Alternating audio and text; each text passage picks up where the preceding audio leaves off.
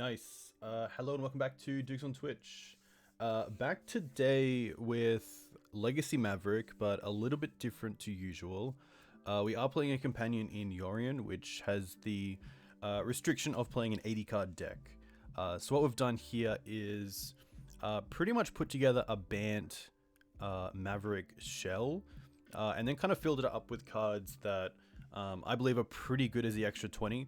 Cards like Astrolabe and Ice-Fang Coatl are really nice at just churning through your deck and making sure that it's probably as consistent as possible. Ice-Fang really nice as well because you can find it with Green Sun Zenith. Pretty nice right now with the amount of Delver in the format. Astrolabe as well, quite nice. Just because we are a 4-color deck, we do want some number of... we do have some number of mana requirements throughout each CMC, so... you know, things like Leovold are pretty hard to cast when we're casting our basics early on, but having Astrolabe there really helps with casting Leovold if we're not Green Sun Zenith for it. So that should be pretty cool. From the mana base, so we pretty much have one of each dual, 3 forest and 2 plains. I haven't added in a swamp or a island yet, but I might after just some testing. We did run it through a league before this and did pretty well.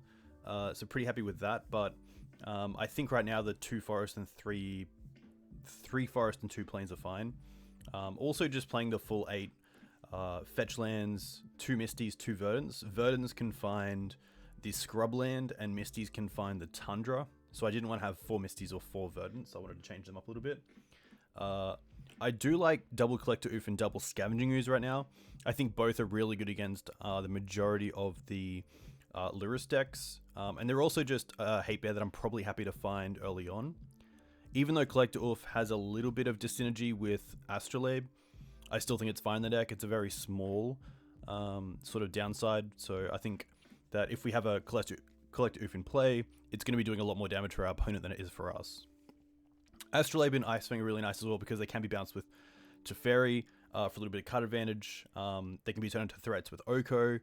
They can also be sacrificed to Vraska if we need to find something else. And then, of course, with Yorion, when it comes into play, I can exile any number of non-land permanents and then return them, which means I draw an extra card off them, which is really cool. So that should be pretty sweet. The setup for Planeswalkers that I have is 2 Teferi, 3 Oko, 1 Vraska. All are really nice because they do make use of Astrolabes later on in the game, whether through bouncing them and drawing a card, making them a threat, or sacrificing them to draw a card.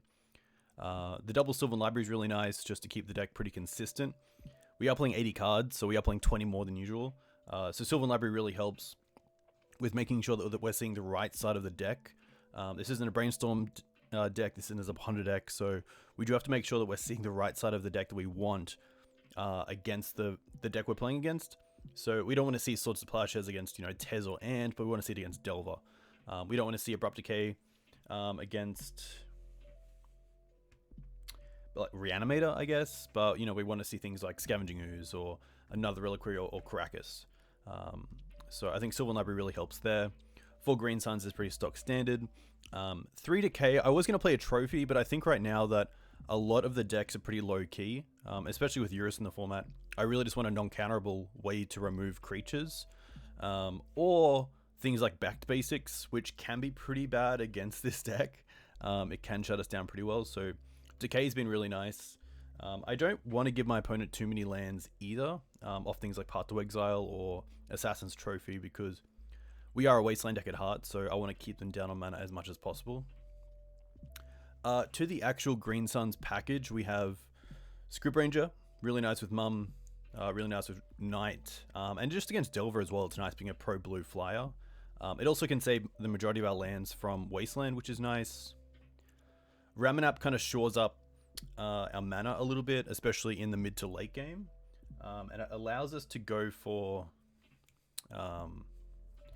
allows us to make use of our graveyard outside of just Scavenging Ooze, so it does, in a way, turn our graveyard into a hand, which is quite nice. It allows us to make sure we're keeping up, a pretty high stack of cards in hand while using, fetch lands from the graveyard or Wastelands, which is pretty nice. Leovold's pretty sweet against the blue decks. I really like it against the Wasteland decks as well. I think it's it's definitely worth having in the deck, even as just a Green Sun Zenith deck. I wasn't going to run black, but I think Vraska and Leovold are just so good, and especially Abrupt Decay, that I think it's worth running Leovold. We have 1 Uro. You could run 2. I couldn't find the space for the second because I wanted to run Renegade Rallier as well, which is pretty sweet, especially with Yorion and just getting back our lands as well. Just making sure that we can be as consistent as possible, especially in these early turns where we want to make sure that we can sort of just build out our mana and make sure we can cast everything that we run into. Playing a little bit earlier. No Safekeeper. Safekeeper would be interesting, but I don't think we're in a position where we can sack our lands too aggressively to keep things. So that's something that I'd like to play around in a green-black depths list with Lurrus. So Reapal Cheap. I haven't played green-white with Lurrus, which I think would be pretty strong. I was playing green-black with Lurrus. I was making the mistake of playing Thoughtseize and Inquisition, where I should have been playing Baubles, because Thoughtseize and Inquisition are probably at their worst right now, especially with Lurrus. A lot of the time I was taking a threat and they were just getting it back for free from the graveyard, so I think Baubles are probably the way to go there. Donations are all the same cost, so Jeskai Delver would be very cool. I saw that Jeskai Delver was getting a lot of runs with Lurrus at the moment, so that's pretty sweet. So Knight of Autumn and Renegade Rallier are quite nice with Yorion as well, because they are ETB effects. So I did want to run Rallier just because it allows us to use our graveyard a little bit more as a resource. A lot of the decks right now are running sort of bolts and decay effects and not so much swords to plowshares, so we do have creatures in the yard to get back as well. And I think it's just pretty nice as well to be able to, you know, a little bit like Uro, just make our 4th land drop on turn 3, and just get a little bit of acceleration there. For the core of the deck, we have the 4 Knights. 4 Ice-Fang is pretty nice. Not the greatest when we want to clock, but I think the Ice-Fangs are really nice because with this deck, I want to set up for the mid to late game, so I don't want to lose the early game to creature decks, and I think Ice-Fang really helps there. Not only by having Flying and Death Touch, but also just by replacing itself on enter, which is really cool. I have had a little bit of difficulty with having Death Touch when I want it, but I think for the most part, Ice-Fang's been really nice. Mother of Runes is just a 4 of. Again, I think right now is a great time for Mother of Runes, especially with Nimble Mongoose in the format.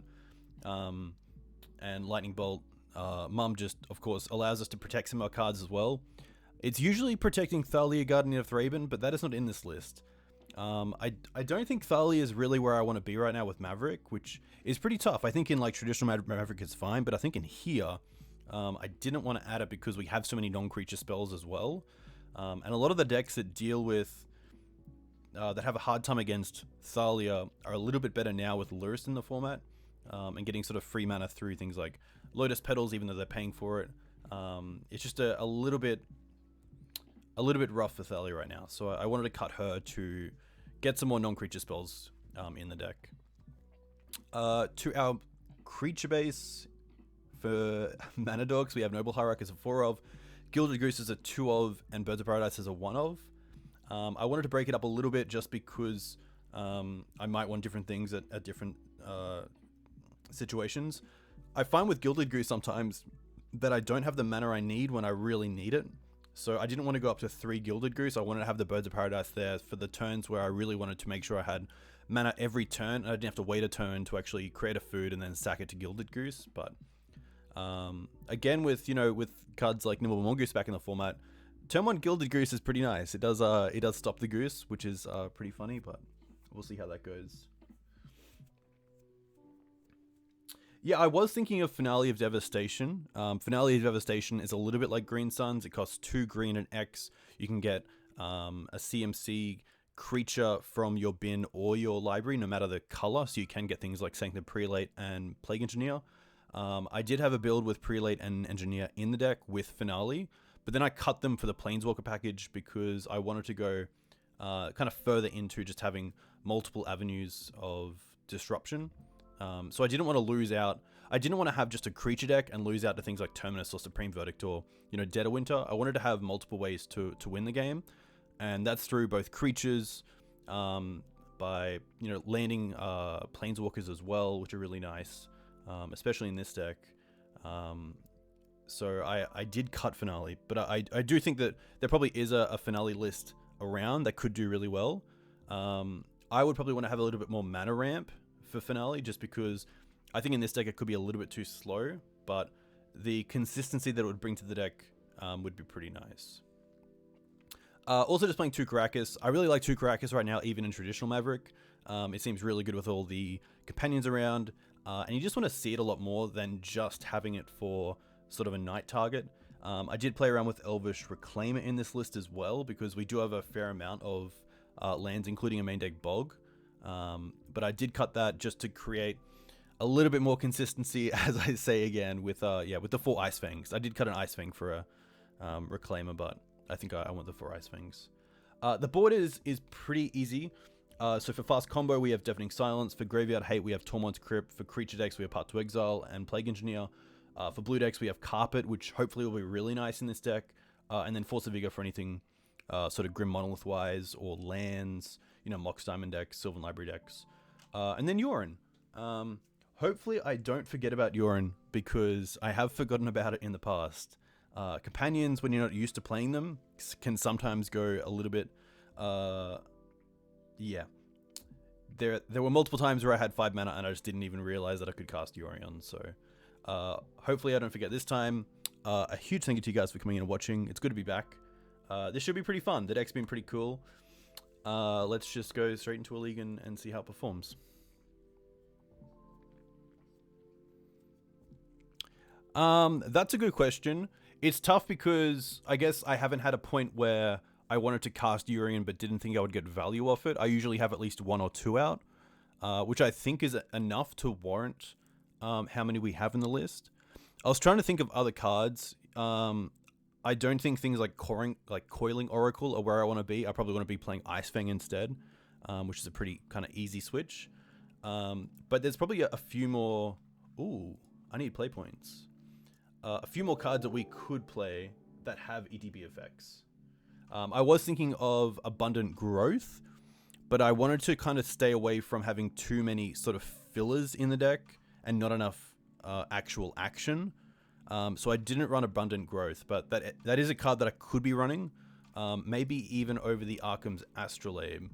The reason I went with Astrolabe is that I really liked that it actually worked with Oko really well.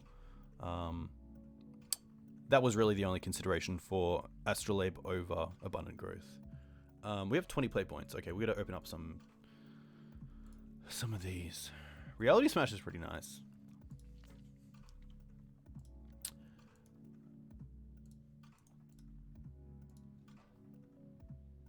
$25 play points. There we go. That's closer. 10 play points. 15. 80. All right, we need 20.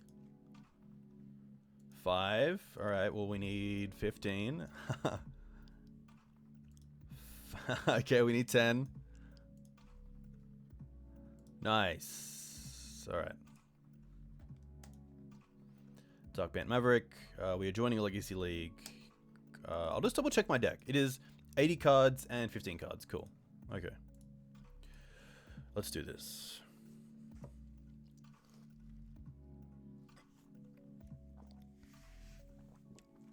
Once Upon a Time would be cool as well.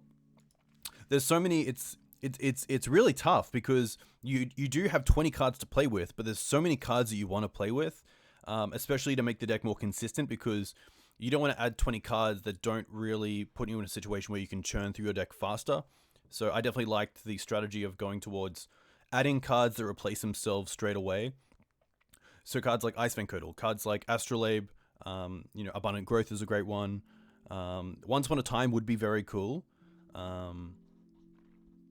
Especially in this deck where we do have some mana constraints as well, so finding lands a little bit faster as well could be good. And then also finding the creatures for an actual threat is pretty good. Once Upon a Time would be interesting if the format goes towards playing a lot more Grafdigger's Cage. There could be a Maverick deck out there that actually plays Once Upon a Time over, the full 4 Green Sun Zenith. just because you can play around Cage with Once Upon a Time, which is kind of cool. But I think it's going to be a pretty big shift to move away from Green Suns. Yeah, it's interesting. I think what I came to was 30 lands is optimal, so I went down to 28, and I played pretty well with 28. And then I added in the 29th being Bojuka Bog. So we'll see how this goes, but we will show our companion. Looks like we're not playing against the companion. Interesting. Maybe we are. Okay. Playing against Lurrus. So this hand's pretty interesting because I want to play the Mum. I probably want a Green Suns for a Mana Dork. And then Blast Zone for 1 is just really bad against us. Which Blast Zone is really there for.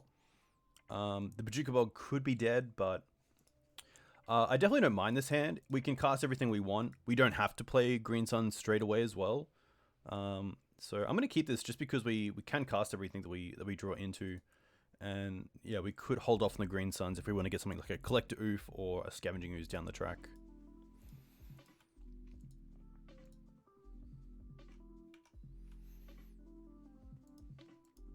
Probably pretty happy just to lead on the Savannah.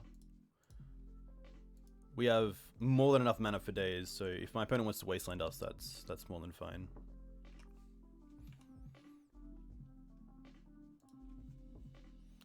Tundra. Vile. Okay. Interesting. So a Lurrus deck playing Vile. This definitely makes me want to go towards Collector Ouphe with this Green Sun Zenith. Just to turn off that Vile and hopefully some other artifacts within the deck.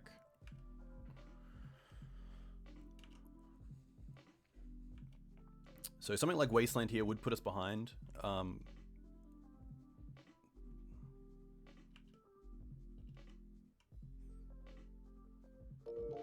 Another Vile. Okay. Well, it's getting pretty nice for us. Hey, DCit, thanks for the follow.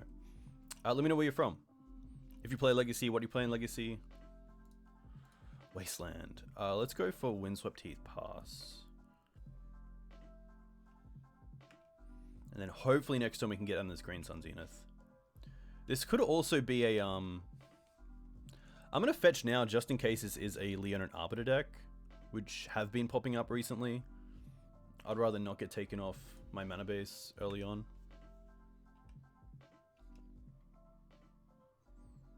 Are you from the Legacy Pit? Very cool. A huge shout out to you guys.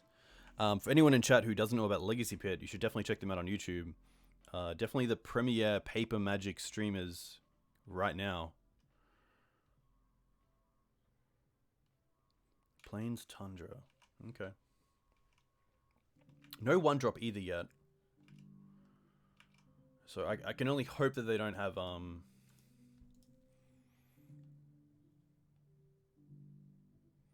I might even save the Blast Zone here. I might play the Canopy and just hide the Blast Zone. But yeah, I don't want to see Arbiter here. That would be pretty devastating.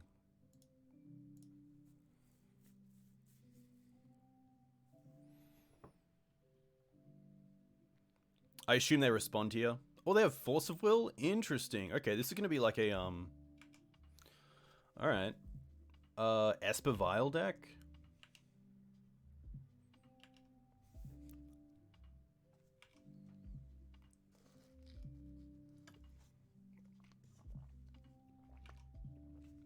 Spirits. Okay. Spirits is interesting. Spirits is the deck that I thought of when Lurrus came about. Just because it does play so low to the ground. Still on 2.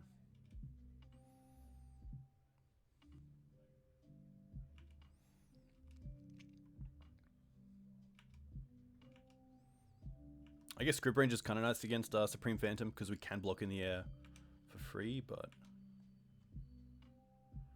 Gilded Goose.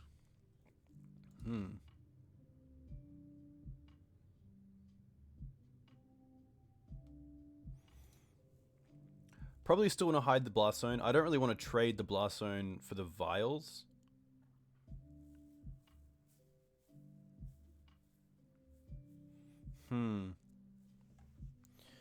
I think the Blast Zone is most likely going to be ticked up to 2.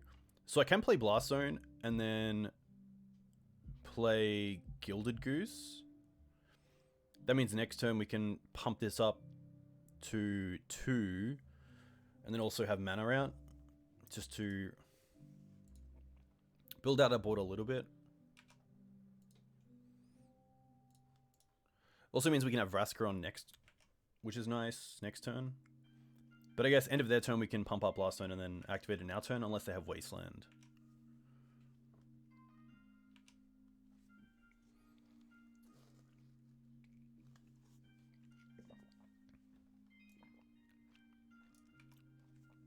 Rattle Chains is pretty good.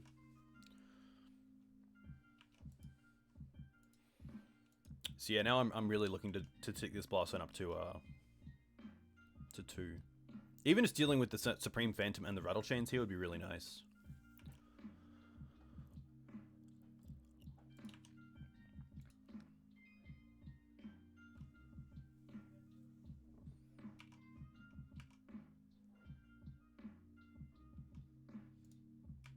Gonna take this.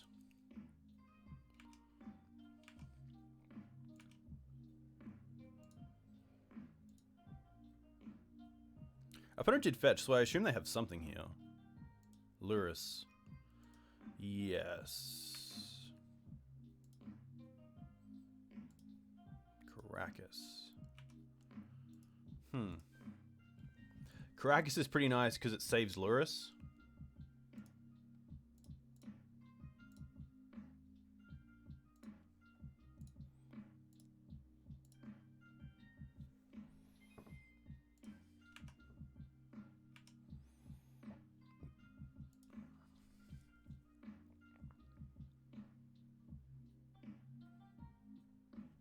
So the one reason I don't want to cast Vraska is if they have Spell Queller. That would be pretty rough.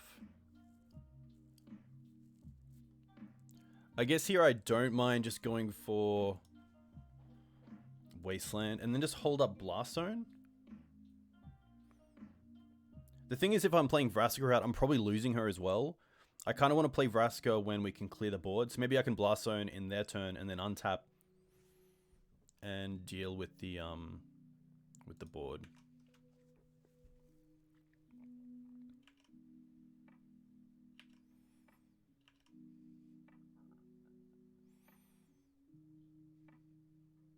Vials aren't the worst either because we still have 3 Green Suns and 2 Collector Ouphes in the deck. So I kind of want to try to just not care about the Vials for now.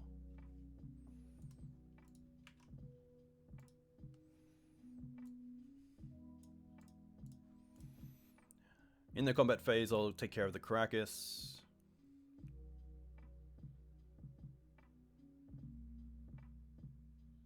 They're going to return Lurrus. Interesting.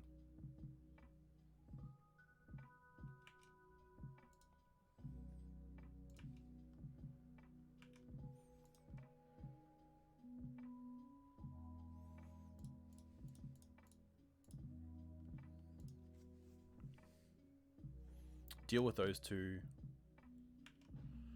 Put in Lurrus? I guess now they can get it back.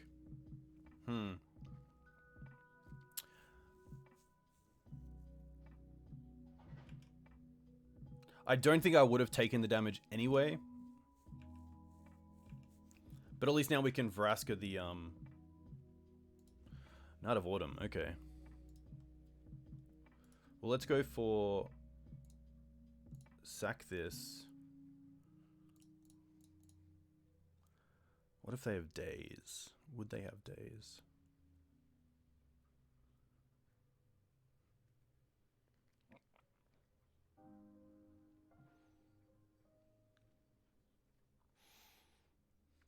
Actually, maybe we can go... Let's go for Vraska, destroy the Rattle Chains, and then bog them.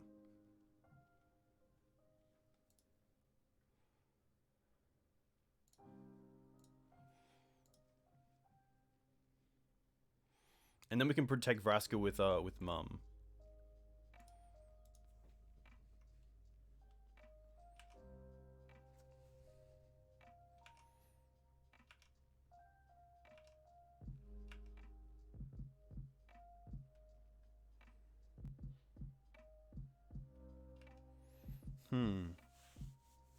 Interesting spot. Very cool to see this deck come in. And I think this is a reason why I do like Companions in a little way, is that it does allow some decks to just come out of the fold.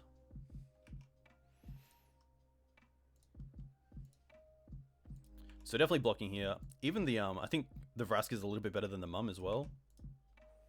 Getting a pro white.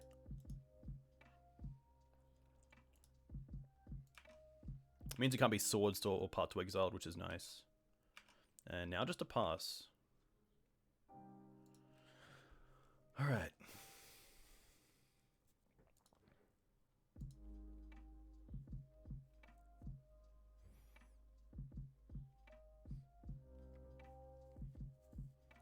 Play a land.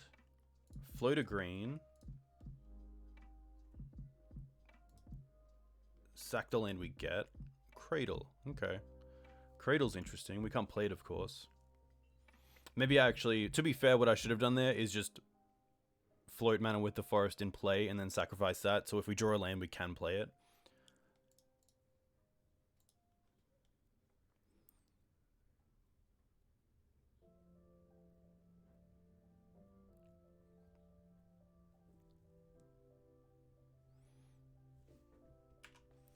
So this is an interesting one. I think I want to go with the Vial on 2. Because the 2 can go to 3 if they really want it to, but the 3 can't go back down to 2. So I think that's probably the better choice. And now I'm just going to hold up both Canopy and also Gilded Goose.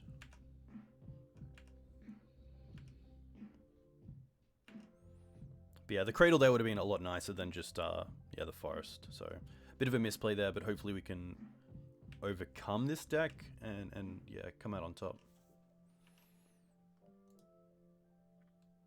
And perhaps because of the Cradle, I actually don't want to make a mana here with Gilded Goose. I just want to draw a card and try to draw into more threats.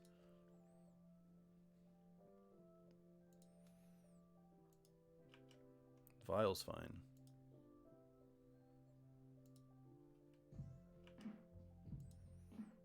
No great attacks from my opponent, which is nice.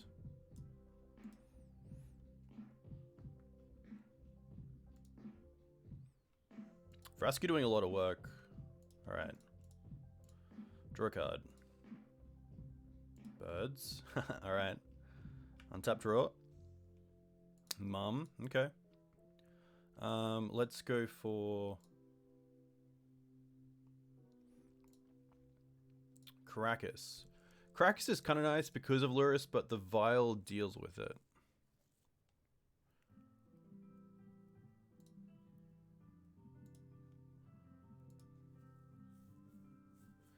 Hey, Adrian, welcome.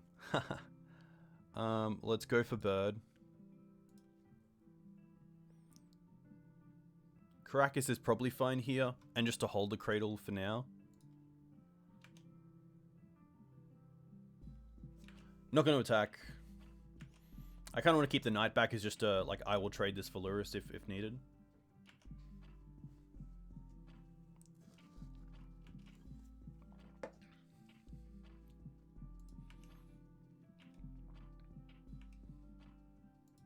I wonder if we can win this game with Vraska's ult.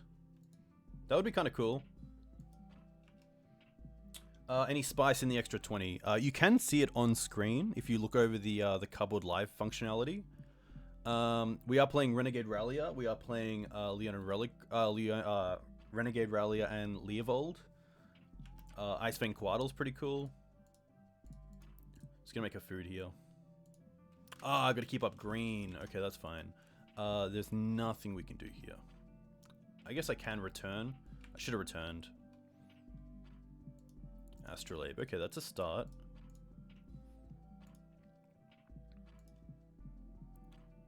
I think Double Mum's going to be pretty hard for them to deal with. Oko. Nice. Let's go Cradle. I guess we can Oko the Vial on 3.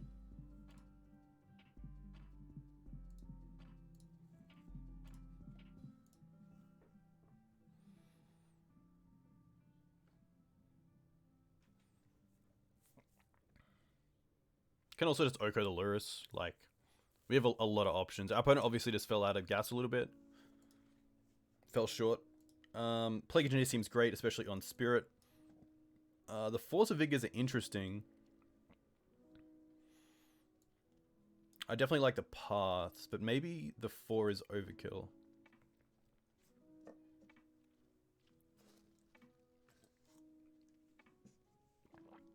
Create an army. Hopefully you can. Let me quickly check my stream.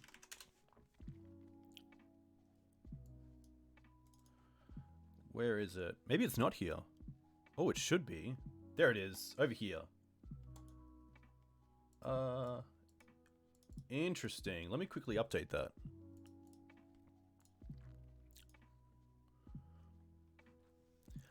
What don't I like? That's an interesting one. I can probably go out with... Actually, Scooze is pretty nice, especially against Lurrus. Uro is probably a little bit too slow. Leovold seems fine. Decays seem fine. Maybe it's some of my filler cards. What do you guys think in chat?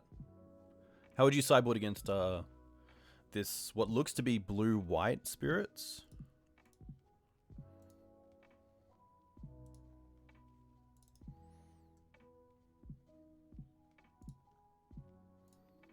Alright.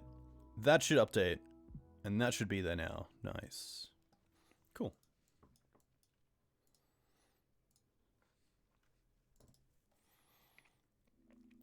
I still think the 4 Green Suns is great because of Collector Ouphe just being really good in this matchup at turning off Aether Vial.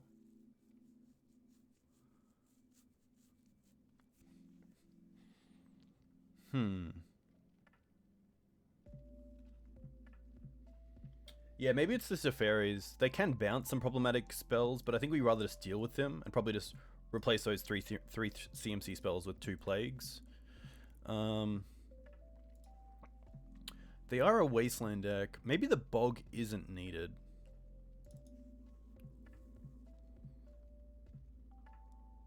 And then something like Night. I guess Night's pretty good. It might even just be a Mana Dork, although I do like trying to just play a turn 1 Mana Dork. It might even just be an Astrolabe, to be fair. I don't think we really need Labe in this matchup.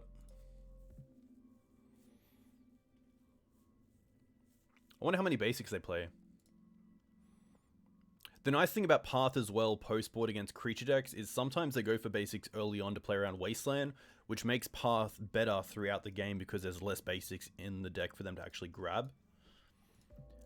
This seems like a fine hand because we have some removal for turn 1, and then Scryb Ranger is quite nice against a lot of their blue cards, so I'm going to keep this.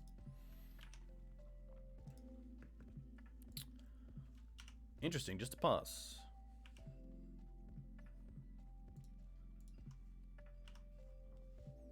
Could have actually gone Windswept Heath there, and then fetched up a Plains to play Path on turn 1.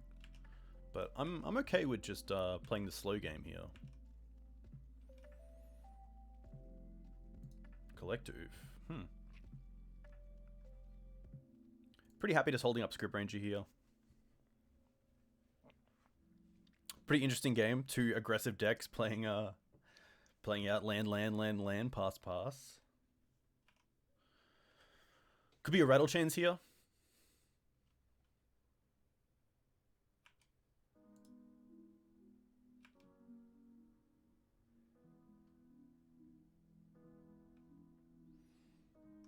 So we haven't seen Spell Queller, but that could be a reason why I want to play Scryb Ranger before they do anything else.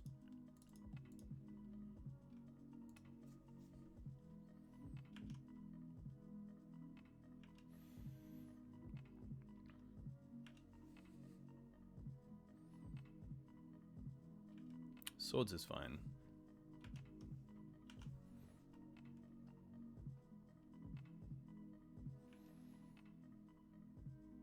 Misty.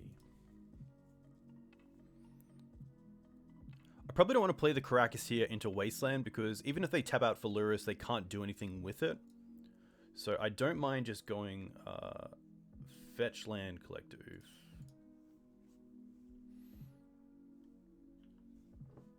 Hey, Mika Gripper. Thanks for the emote. Hope you're well. Maelstrom Wanderer. Okay.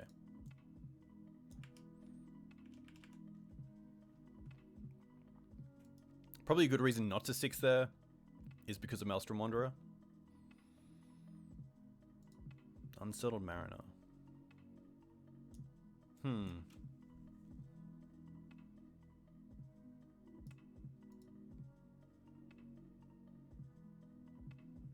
So they can currently sack this for 1 to kind of daze the path if I target the rattle chains. But if I don't, then they do get to get in for an extra 1. I guess I can kind of path the rattle chain, path the Maelstrom Wanderer in a way.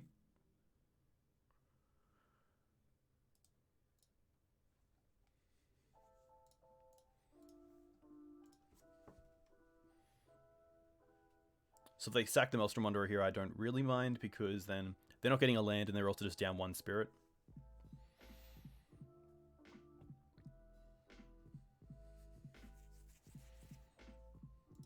They are going to fetch, okay.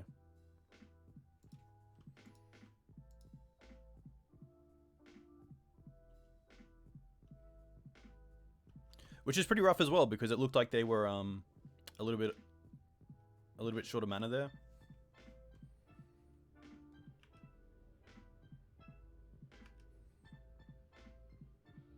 Green Suns.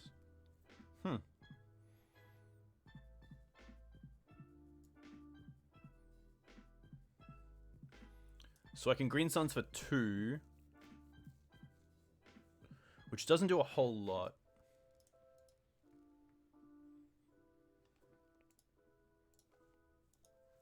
I guess I can get Ice-Fang Coatl. That's pretty nice. I don't mind that, because it also had Death Touch. So this plays around the Maelstrom Wanderer as well, which is nice, and it also just replaces the card. So I think like Ice-Fang draw into Green Suns would be pretty nice, but you can't always have it, so. Mum's pretty good. Yeah,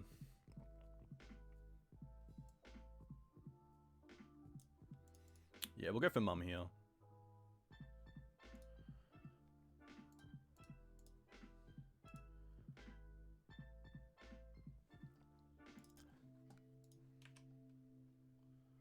Now I'm probably pretty happy to attack with the Ouphe.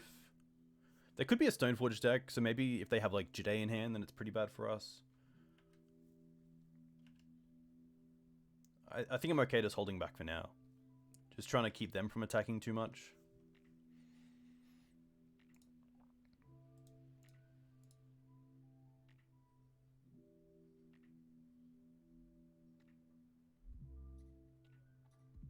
This looks like a Swords. Swords on, okay. Getting aggressive, interesting.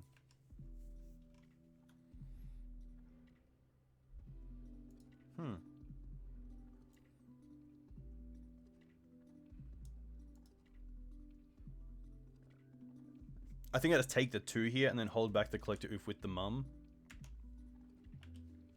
Hey, Eli, welcome.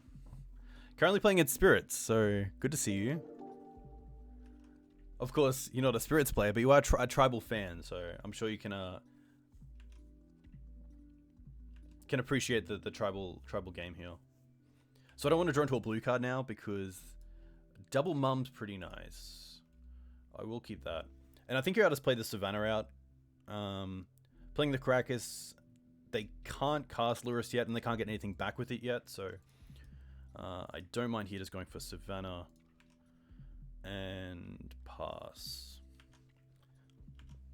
Just keeping back the Collector Ouphe to hopefully trade with the Unsettled Mariner. Rattle Chains, okay. Unsettled Mariner is a goblin. That's very true. I apologize for missing that. Alright. So now they definitely have a pretty good clock. 5 turns. So we have to draw into something pretty good. Plague Engineer would obviously be the best.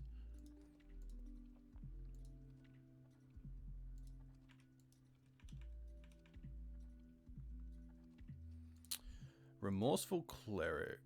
Okay. I guess we can cast Yorion next turn, just as a creature. which is a 4/5 flyer, which isn't the worst. They have 2 cards left.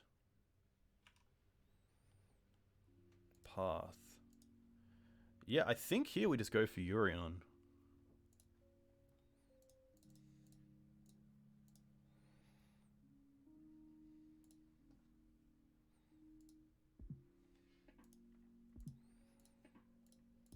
I guess I could have Force and blue card?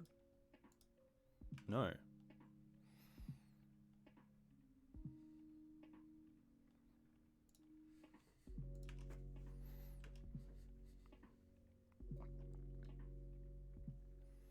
Yeah, Horizon lands would be pretty sweet.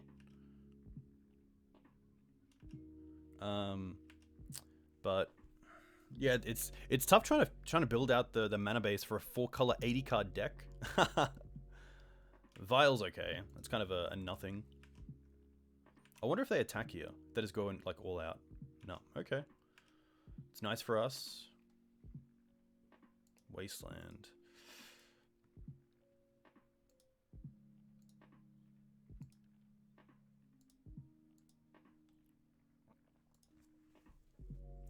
Do I just want to keep the Wasteland in hand? Is there a reason to play the Wasteland? Currently have 1, 2, 3, 4, 5, 6 mana. So I can Green Suns for 3 still, and play around Maelstrom Wanderer. Maybe it's worth just playing the Wasteland. There's no real reason not to. No great attacks either. I could attack with a Collector Ouphe, but I kind of want to keep it back just to have a second blocker that can actually kill something. So like, if I attack with the Collector Ouphe and keep back the Mum for Unsettled Mariner, I can't really set up a block where I can kill it at the same time without playing too much into some sort of removal effect like Source Plowshares from them.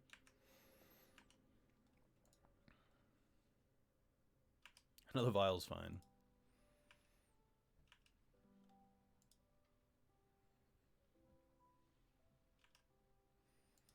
Do I want a Path? If they have another Rattle Chains, it's pretty bad. I think I'm happy just to keep the Path for now. Gilded Goose. Interesting.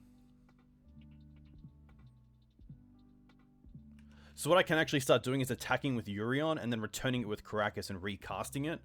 So maybe that's what I want to start doing. 1, 2, 3, 4, 5. Yeah. So next turn we can start doing that.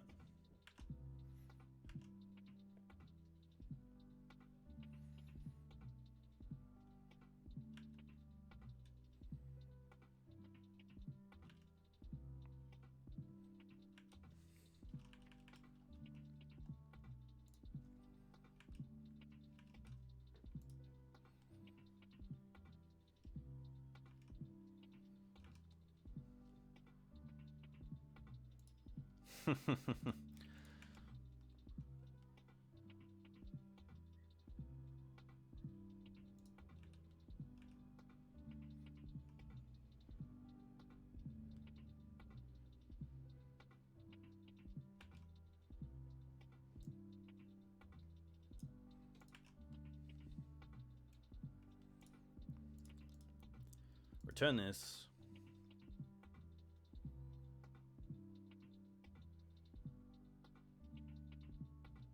Play this. Actually, we can hold upper planes, so we can hold up Path if we want.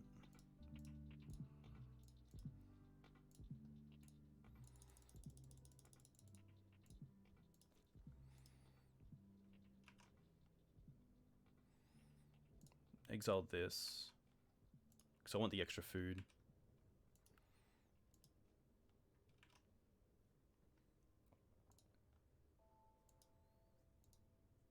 Spirit is okay.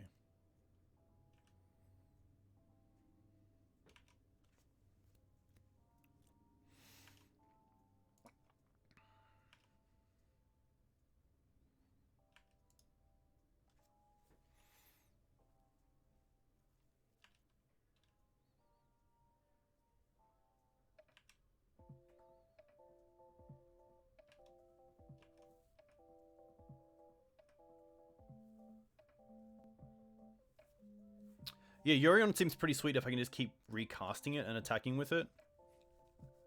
The Cavern hopefully doesn't mean a whole lot.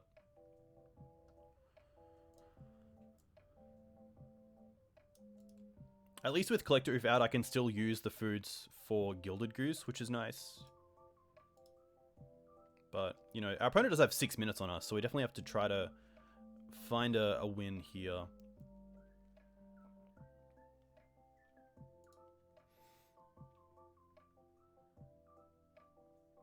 I assume he named Cat to cast Lurrus.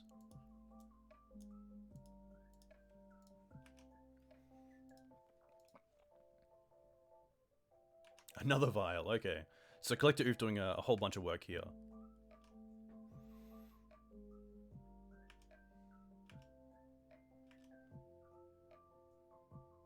Decay, interesting.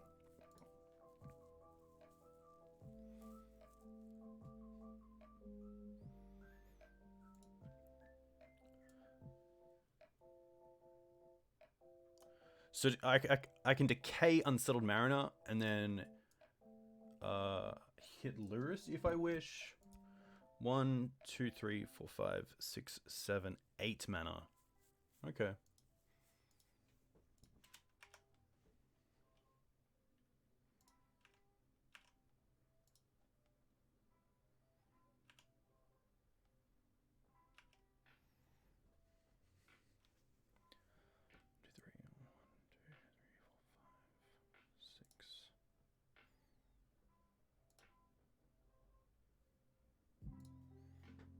Float a white.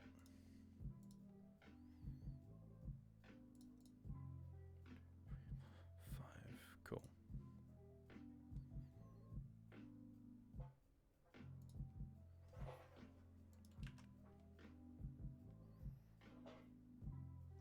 Interesting. I actually don't have to pay the extra 1. Because it can't be counted. Okay.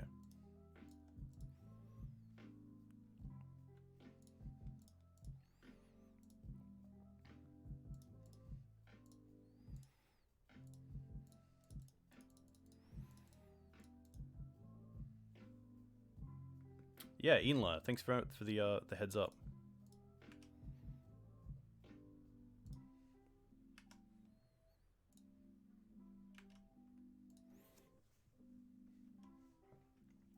I don't think some of these cards will be banned in Legacy, but I think things will change. One option that I really like is just removing Companion from Legacy, but keeping the Companion cards. So saying that Lurrus can't be a Companion in Legacy, but you can have it in your deck. I think that's like a fair way around it.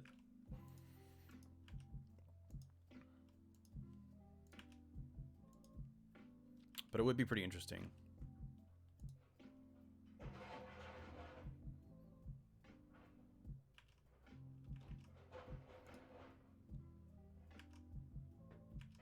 I just want to draw in a Plague Engineer here. That's the one card that I really want.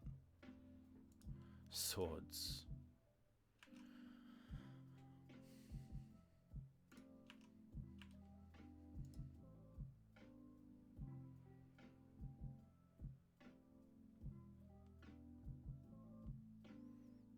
No blocks. I'm gonna go after Unsettled Mariner here.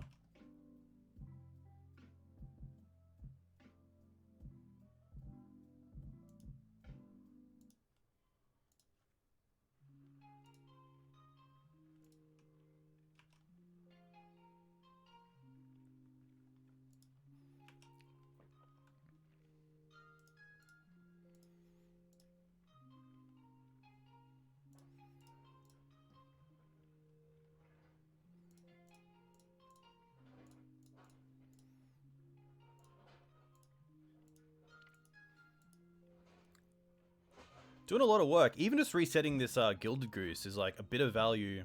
Just getting that extra food every turn.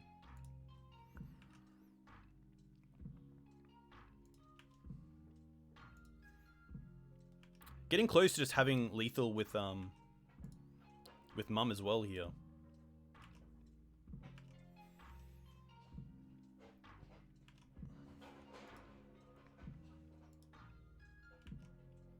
Oof. Well then, that might just be it. Oh, I guess we can block 2, so it's not 100% over.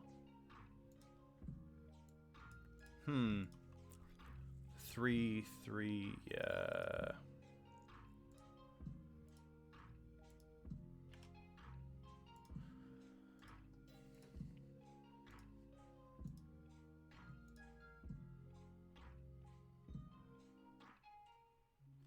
It's going to be an interesting attack for our opponent.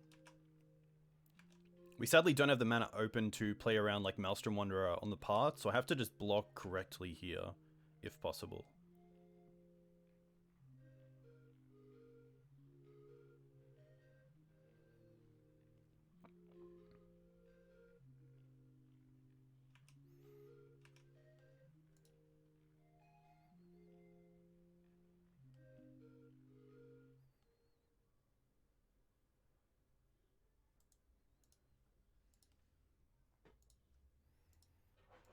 Okay.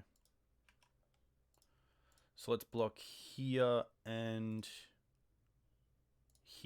take 5.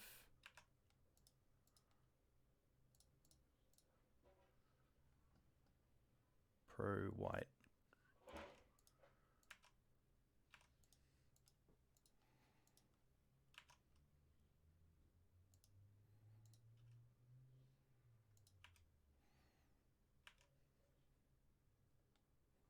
Green Suns.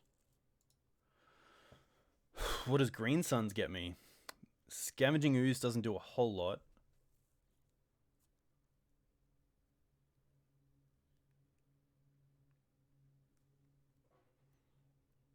Ooh.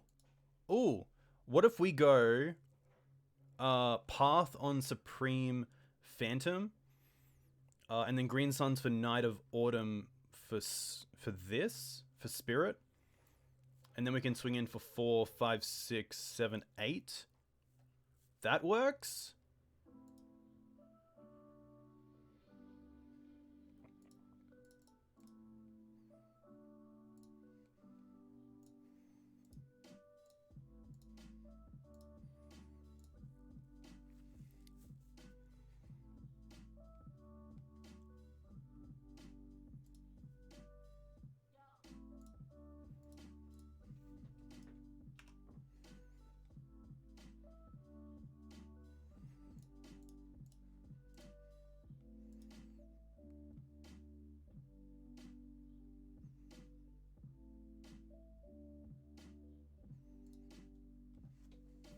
Hopefully.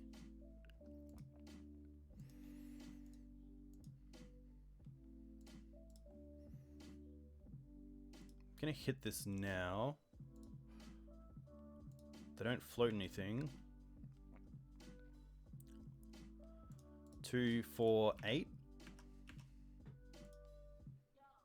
Oh, they have a flyer.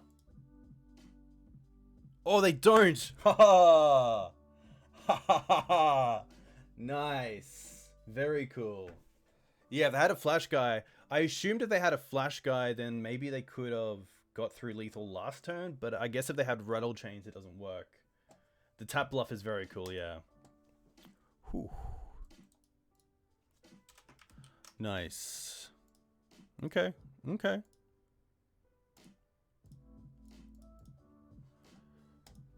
Tight magic.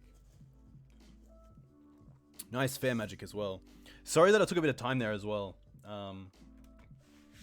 Yeah, pretty tight magic. Pretty tight magic. Gotta love it. Champ N.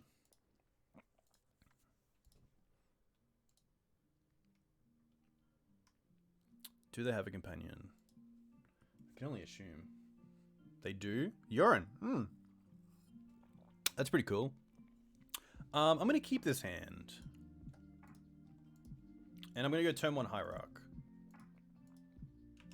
A little bit risky, but the Ice-Fangs I think we can just draw into the mana that we need.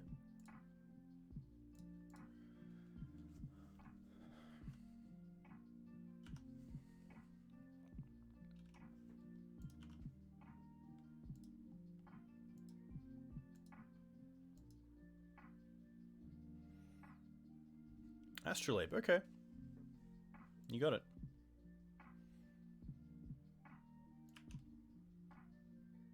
Green Suns. Let's go for... I guess we can Gilded Goose and Green Suns here. I don't mind that. Over the Ice-Fang.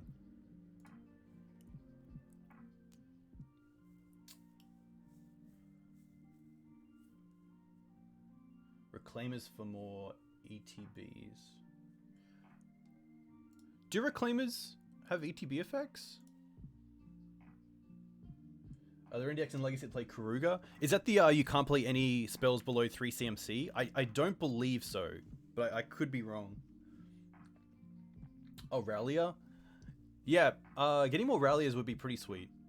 It's also a case of just making sure that we have enough other cards as well to get back.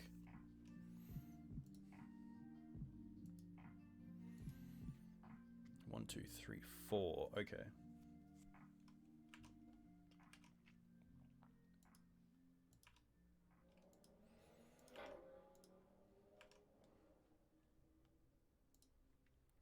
Misty's pretty nice.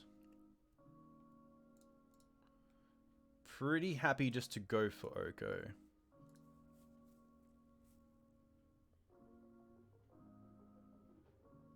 Force pitch Ice-Fang, alright.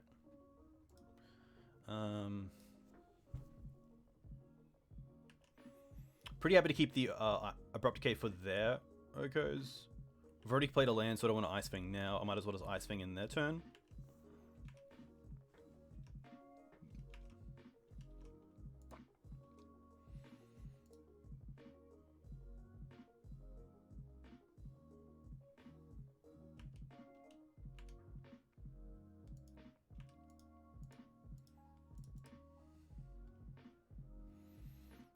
Let's get a trop.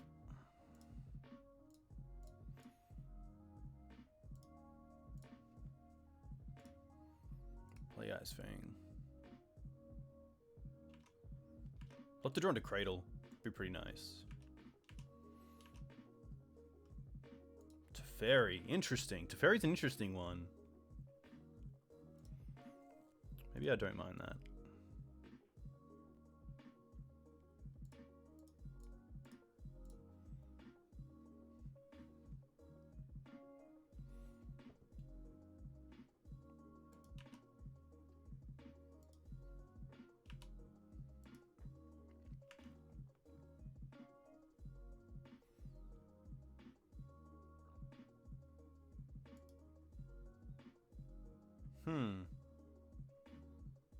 Okay.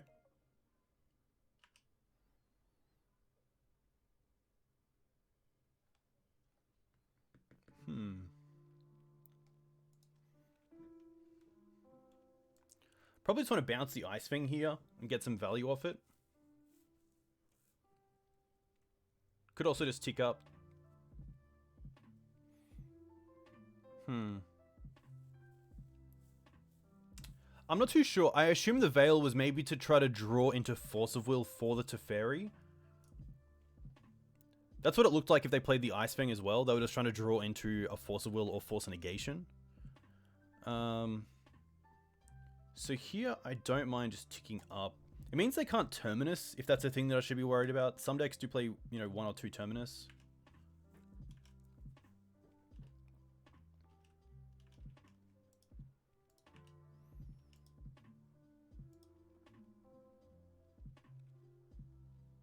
I guess they could have Abrupt Decay for Teferi.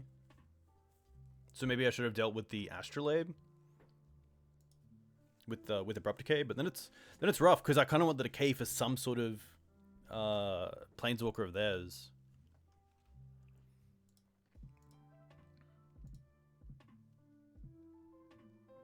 I have to say, it is quite nice. Interesting. Swords on Ice-Fang Coatl. That's okay.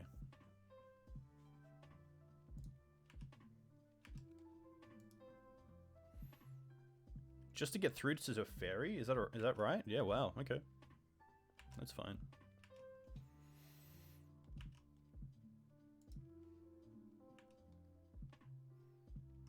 Alright, let's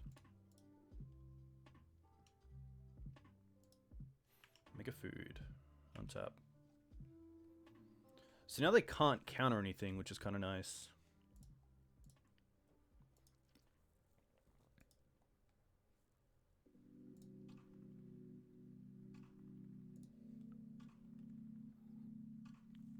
Hey, Jesus, welcome. So I kind of want to get Yorion to play, but I kind of want to get Yorion to play if we have the Ice-Fang Coatl in play. So I'm going to build out my board for now. Oko would be sweet. Wasteland. Wasteland's actually not the worst. I'm going to try to take them off as much white mana as possible.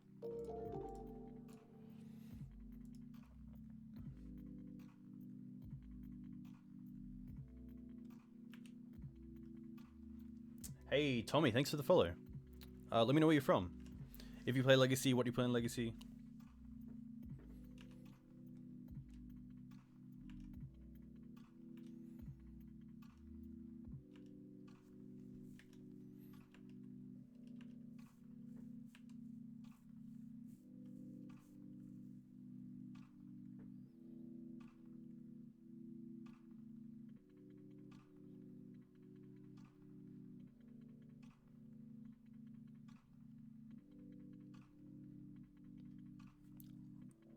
Maybe another swords. I guess one thing that's nice about Teferi here as well is that they can't veil in response to Abrupt Decay.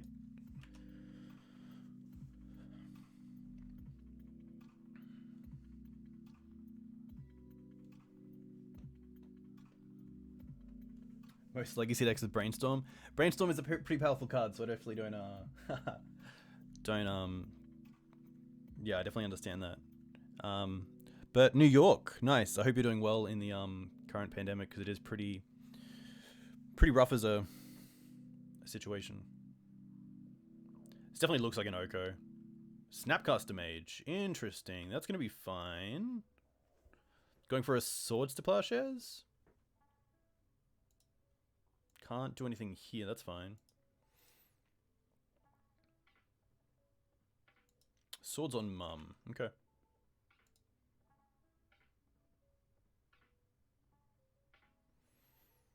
Now, to be fair, I'm probably just happy 6ing here. I'm not going to spend the decay on the Ice-Fang.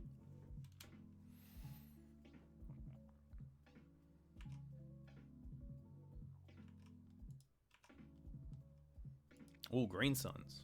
Green Suns is really nice. Because now we can go for Leo, which I kind of like.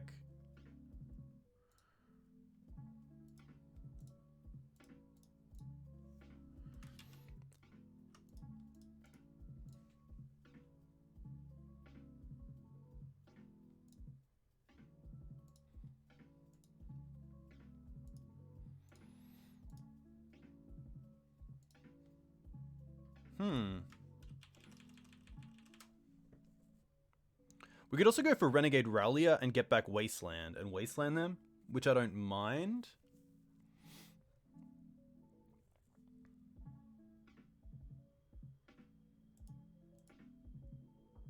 Uro is also pretty nice. Uro draws us a card as well. I probably just want to get something that draws us a card.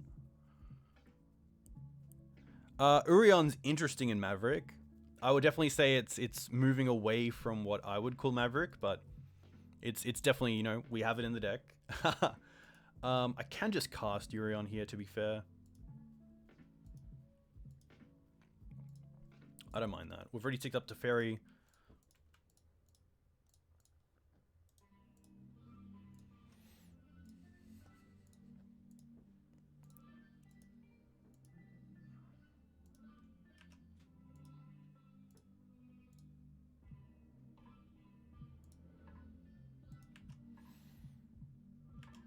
I guess I could have attacked with the Ice-Fang first, so that's probably an incorrect move. But now we get extra food, an extra Ice-Fang. Pretty nice.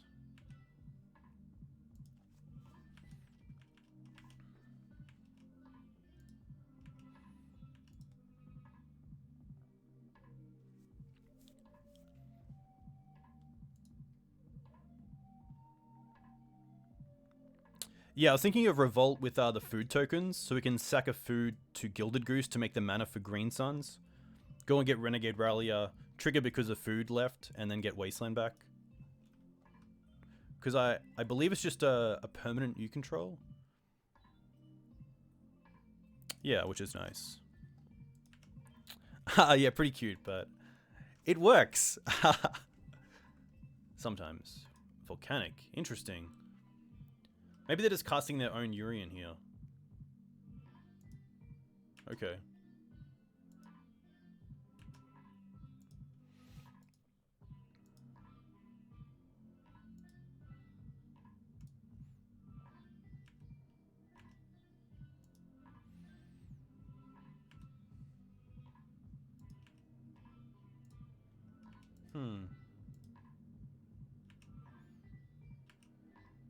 Maybe if I knew that was coming, maybe getting Leovold was correct. Ice-Fang.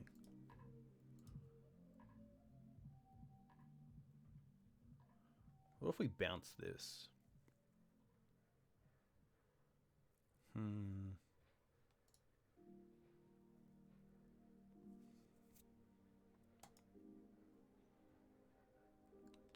4, 6. We have 6 mana, so we can Green Suns and Ice-Fang Coatl, which is nice.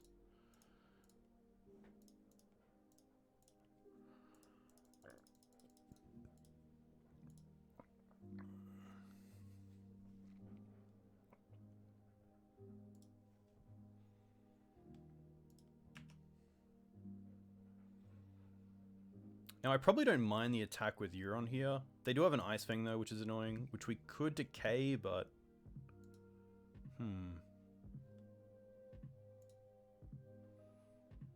Yeah, I don't mind that. Gotta start winning this game somehow.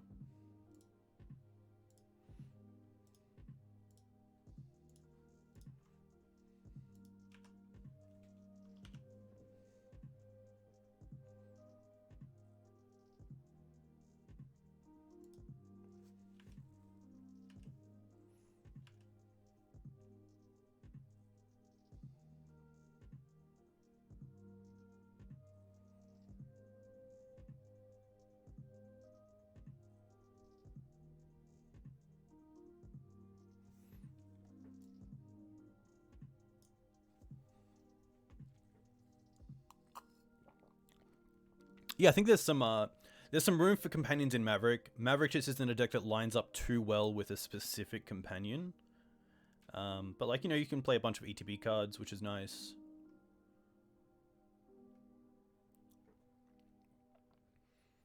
Feels like Oko. Okay.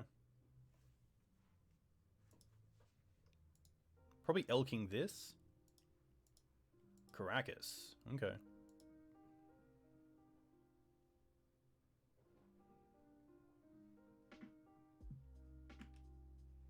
That's fine.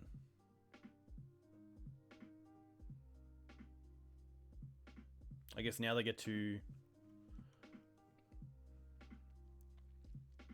They need extra removal for the Ice-Fang Coatl.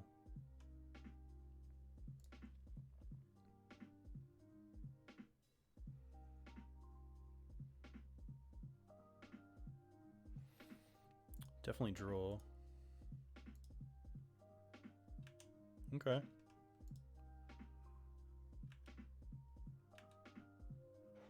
Now we have to chump block the Yorion? Because they all attack Teferi? Yeah.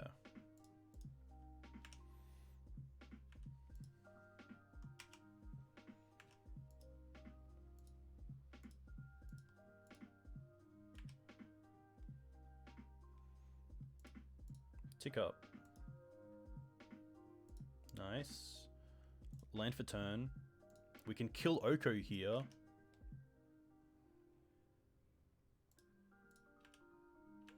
Thanks to Exalted.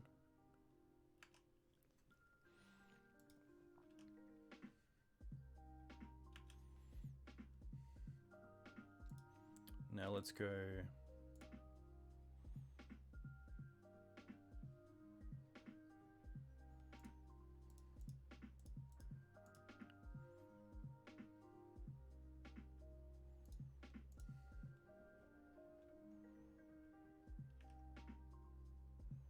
Hold up Ice-Fang as well, which is nice.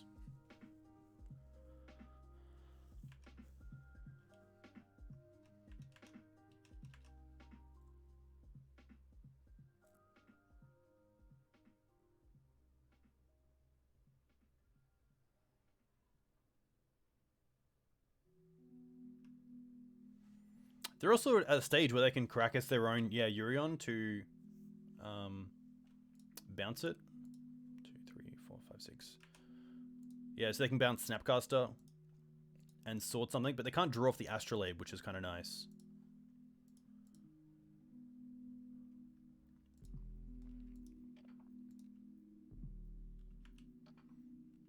Ugh. I guess that's not still the worst because of the Leovold. I guess with the triggers on the stack... Oh, I should have floated mana there. Because the Ice-Fang. Yeah, I should have floated mana there.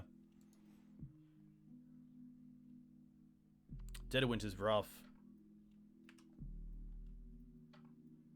Oh, Oko's not the worst. But now we know they have a Yorion. Yeah. Rough. This is going to be a tough one. What do I like? I don't mind the carpets. Engineer is interesting.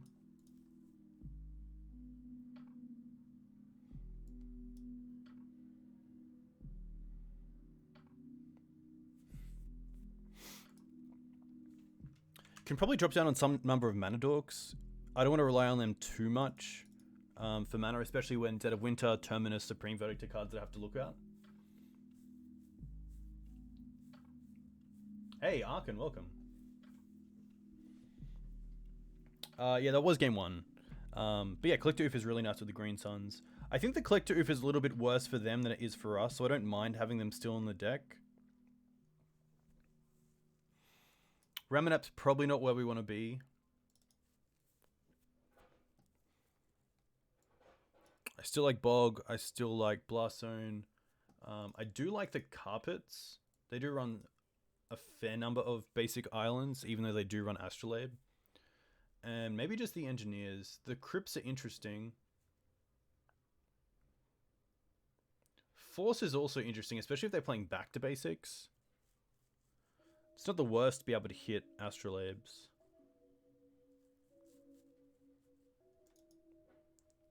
We do have, you know, Abrupt Decays, Okos, Teferis to deal with them as well.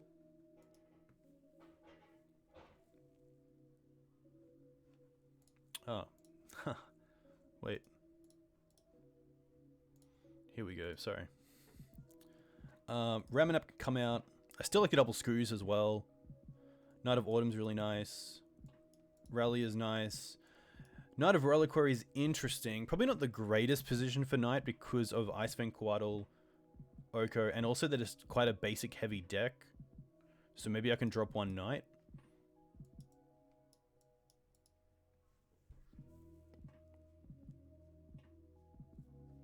I don't mind going down on one Noble Hierarch and one Gilded Goose.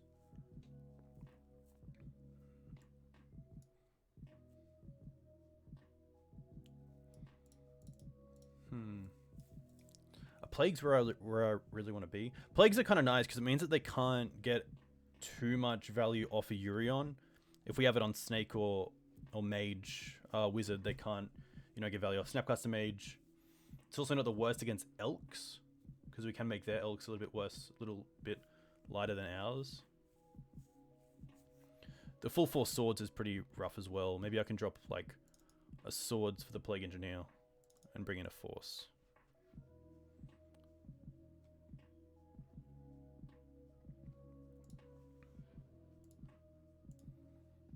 The Dead of Winter was huge.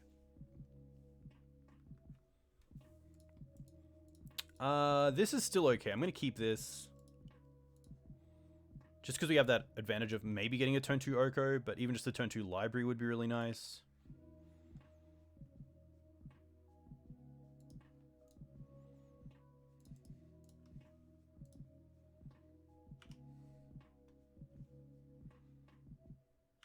But getting Sword Steel would be pretty rough because we don't actually have a way to cast this Astrolabe. Okay, Mystic Sanctuary is perfect for us. Screws.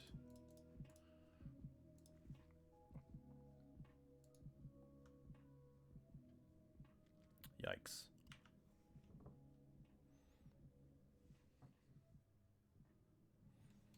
Maybe just a little bit too greedy.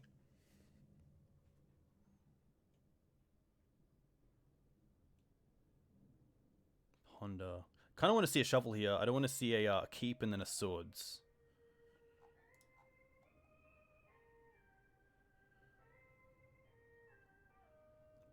Ponder didn't shuffle. Oh, okay. Ice-Fang. Come on, fetch land.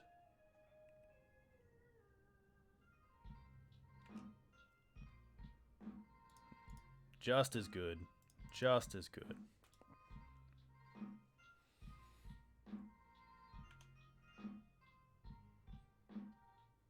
Vraska.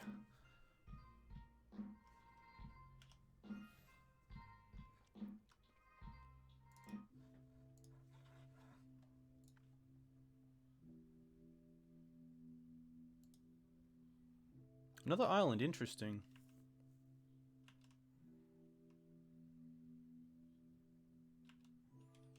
Just a pass.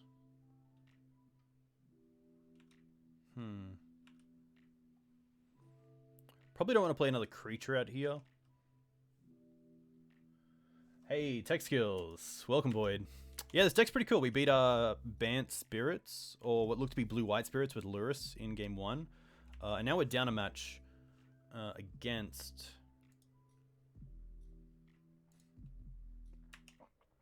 what looks to be like a Bant color pile.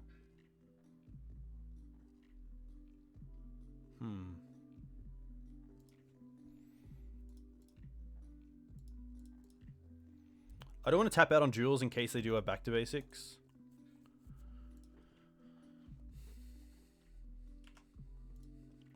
Fetch here most likely just means force negation. Could also just be red elemental blast.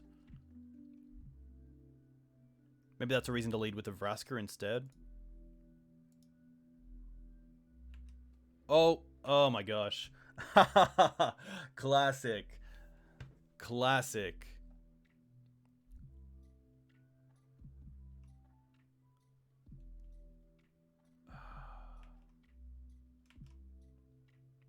I guess we missed out on a food there. Rough. MTGO. MTGO.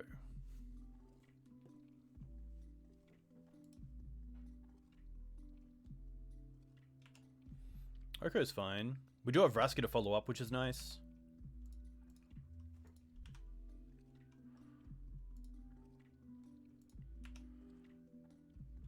Blast Zone. Okay.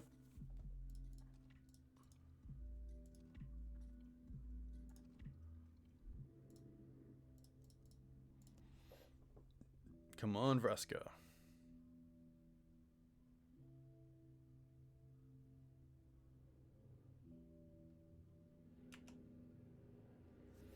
Hopefully this is a... Okay, nice. Destroy Oko, and we get to keep Vraska around, which is really nice. My only thought there is not to keep... Yeah, maybe I should have kept the Ice-Fang back just in case they do have another Oko, which can make the food a 3/3 to attack into the Vraska.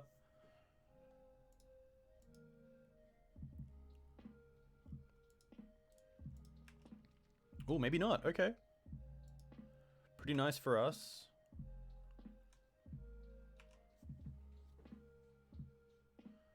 Night of Autumn.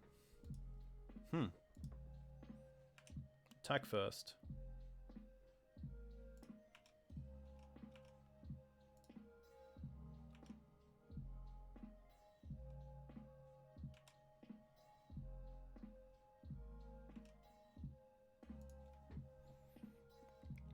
I don't mind Skoos. Maybe we'll draw a card first with Uro. So if we Uro and draw into a land, we can play Skoos and hold up a mana.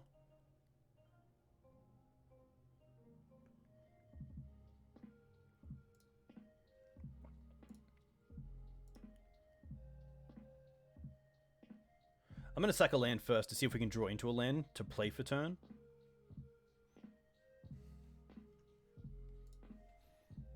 Leo.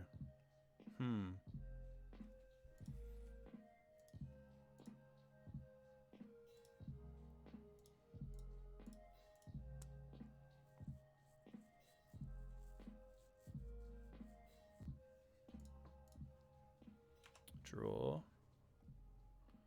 Nice. Yes, we'll play that.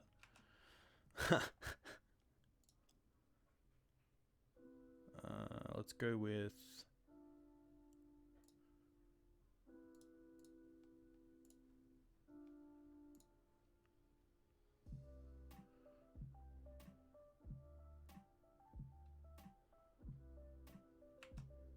maybe Snap Brainstorm?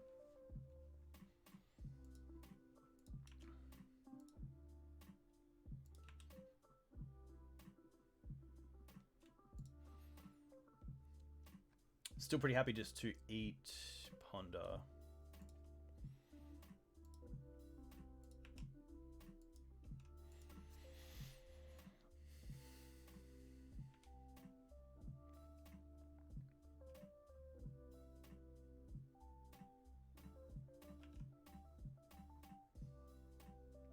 There's definitely a consideration there not to actually hit the not to hit the snow-covered forest and sack it to Vraska, because then it kind of turns off the Astrolabe. Debinder a little bit. I added in a bog, which is a little bit relevant.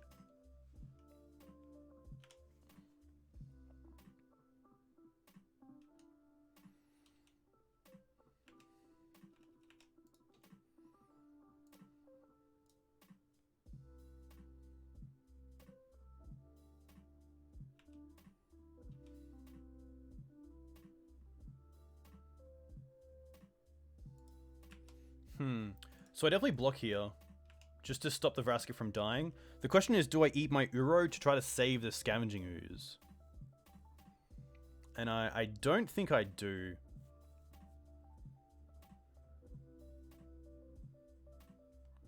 I think I'd rather just eat the Pyroblast so that we can try to get this Uro or Leovold down.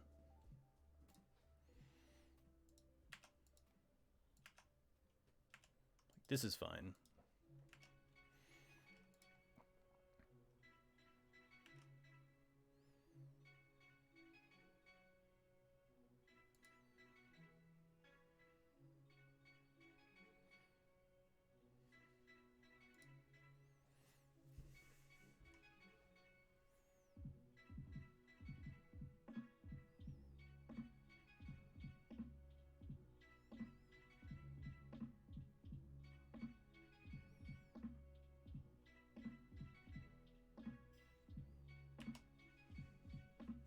That's fine.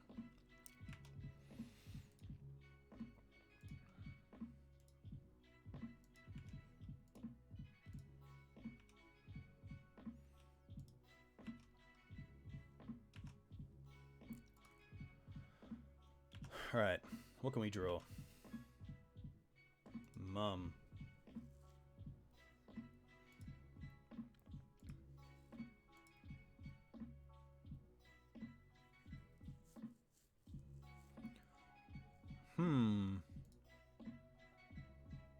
Probably sacking this Savannah.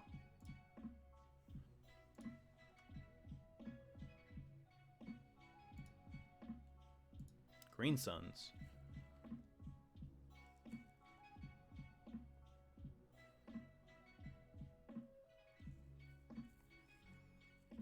Can also cast the Uro.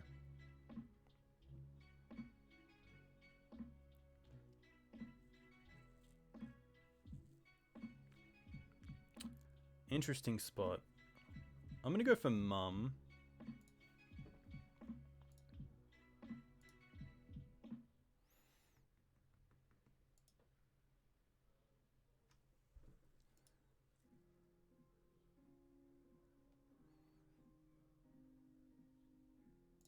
And then just try to go for Yorion here and get both Ice-Fang and Astrolabe draws.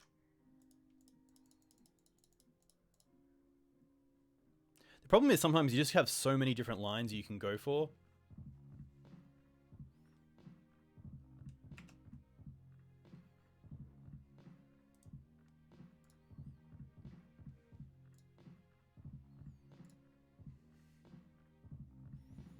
I think this is it. Yeah.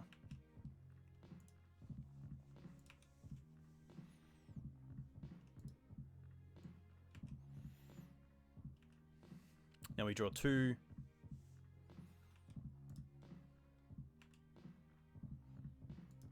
Swords. Maybe that's a reason to hold up the Hierarch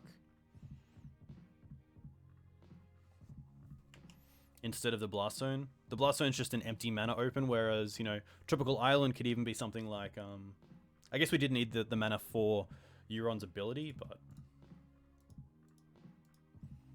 that's fine.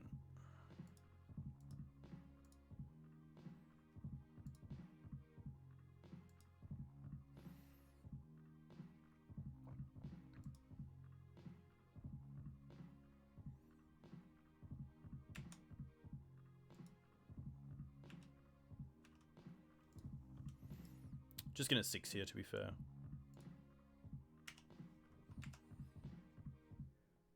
They're also at 9, which is pretty interesting. Getting pretty low. Okay, well now they're not.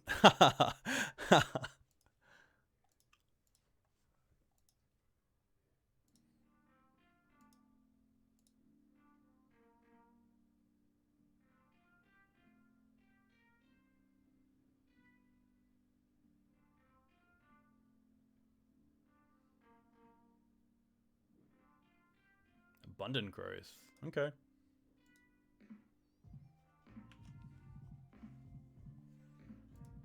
Misty's nice. So I think I want a Green Suns for Ooze and eat Uro. We still have an Ooze in the bin, in the deck as well.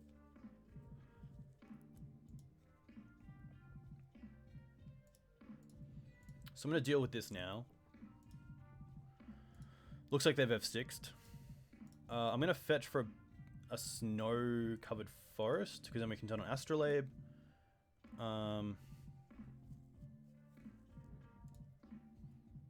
Leo is pretty nice. So we have 2, 3, 4, 5 mana. There's no way to play Leo out early, which is kind of rough. So I think we just go... I guess we can hold up Abrupt Decay, which is kind of nice. So let's go 2, 3, Green Suns for 2.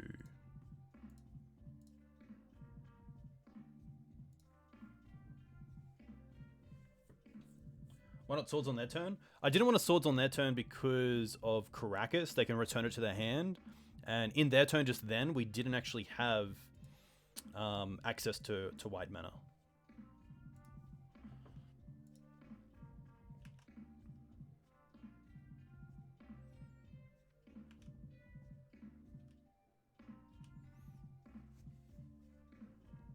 With Astrolabe? I didn't have a snow-covered land with Astrolabe.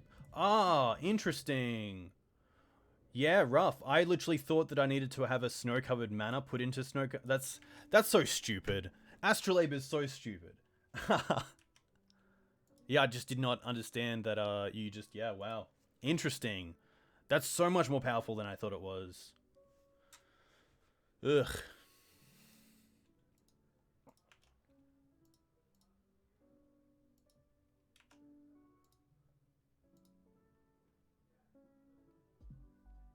I can't believe that.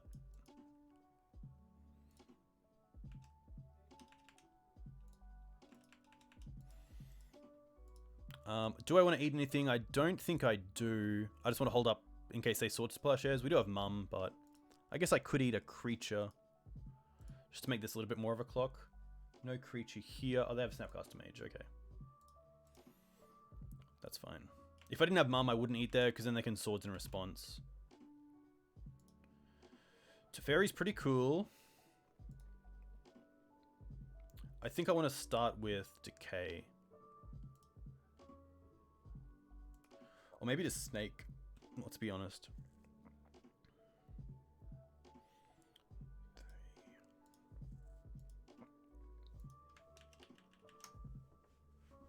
2 high play magic, sometimes not. Let's go for white.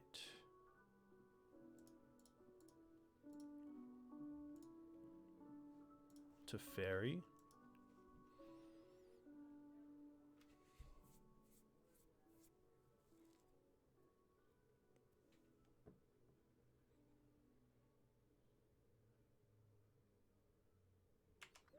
Force is fine. 3, 4. Rough. Now my mana is pretty... I should have used the Cradle there in some way. Because now I literally just can't cast anything. I guess we can hold up Skoos. We can't even cast Uro because we need double blue.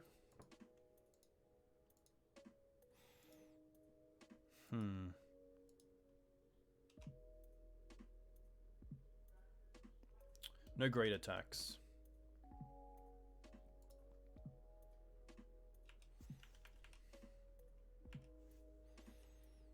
Cradle nice in this deck, but sometimes a weak link because of our mana considerations. We just need so much mana.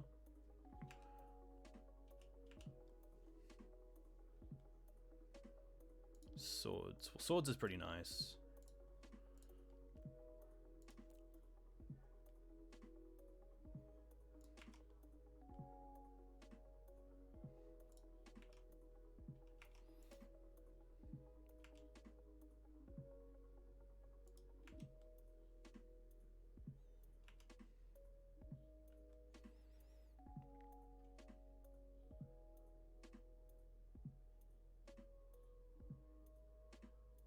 Probably just want to pass. I could play another creature if I wanted to, but I don't really want to overcommit.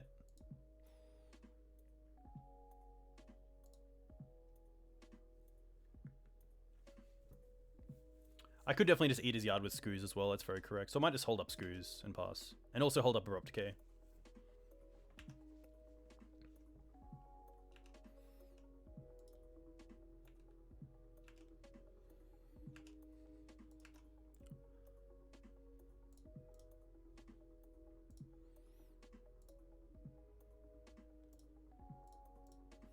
I'm just going to eat the swords and the ponder. They're the only relevant cards right now.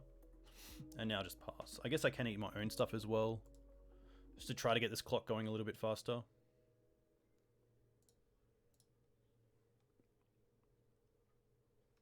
No.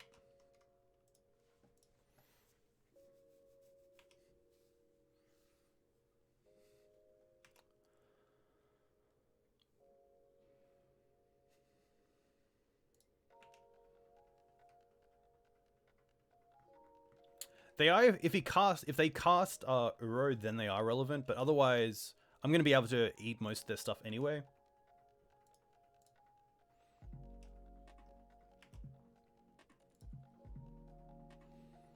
It's kind of just a sweeper or bust here.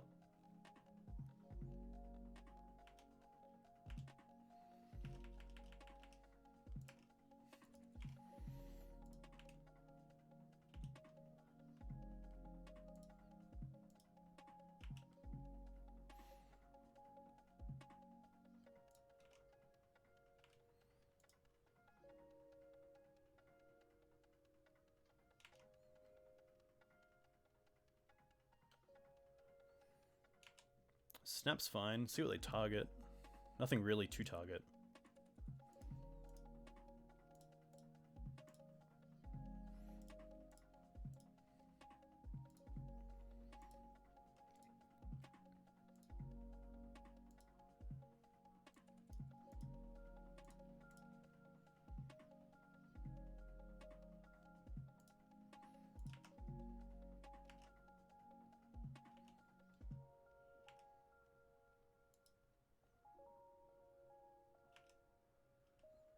Nice. Okay.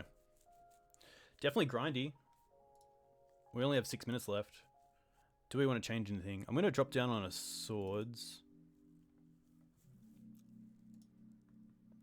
I definitely don't mind. Knight. On the draw, I'm a little bit happier to have it.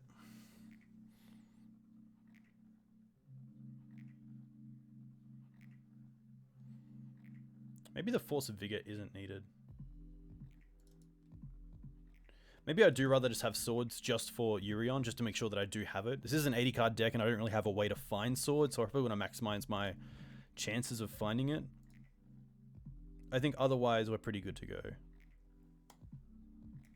I'm going to quickly go to the bathroom. I'll be back in a sec.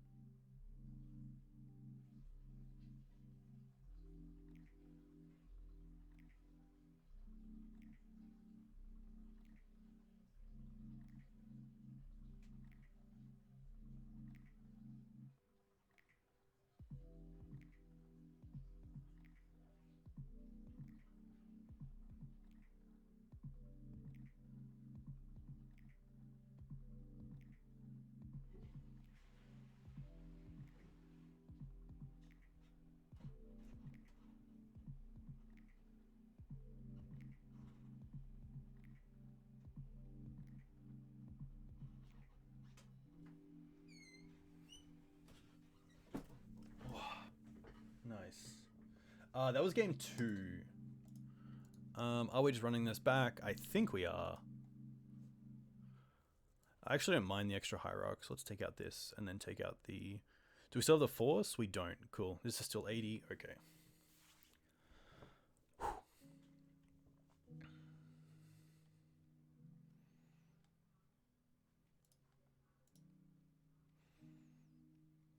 It's going to be a lot of F6ing here, just to try to make use of our 6 minutes.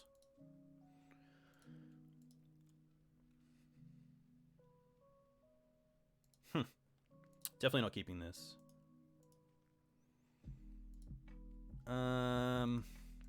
This is a hand.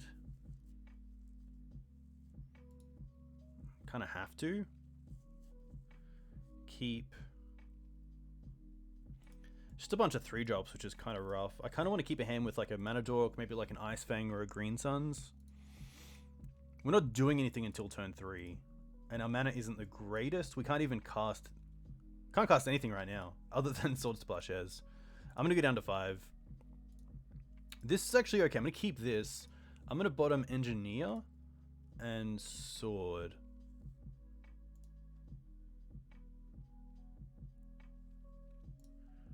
Carpet's gonna allow us to cast our spells. Sylvan puts us back in the game, and then Oko and Green Suns answer threats.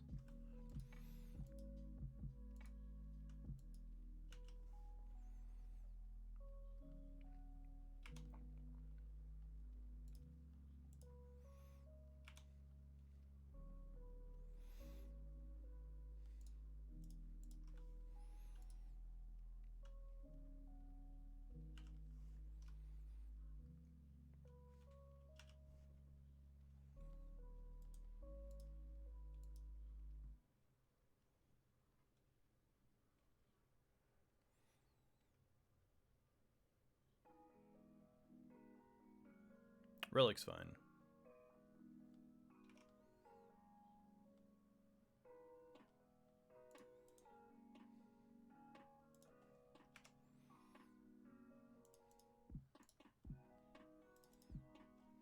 Just gonna fetch up a Savannah here and go for Sylvan Library.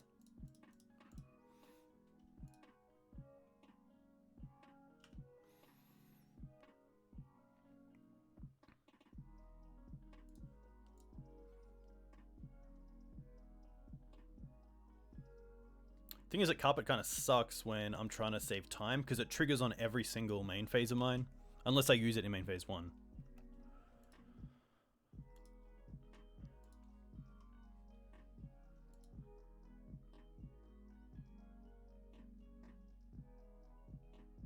Okay.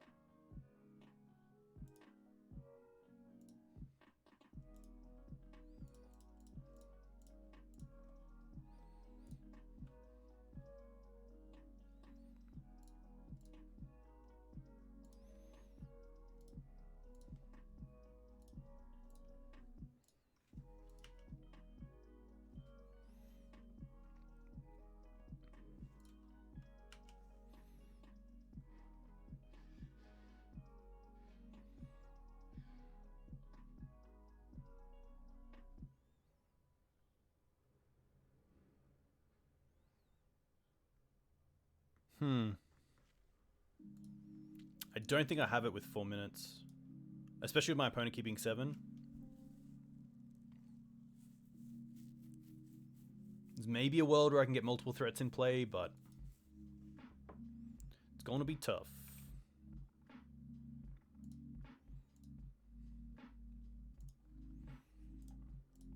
Top.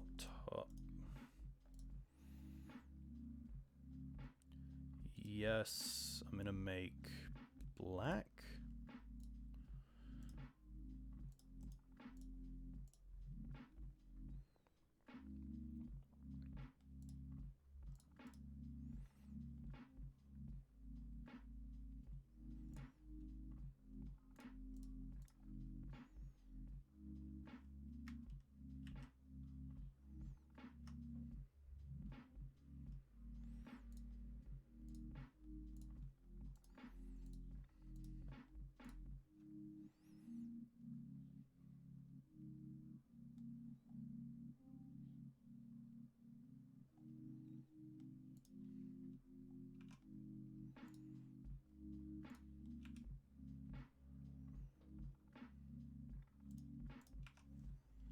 I need to attack Oko there because I don't want them to trade the food for the Leovold. I assume we see some sort of block. Or like removal spell? Surely. Wow, okay.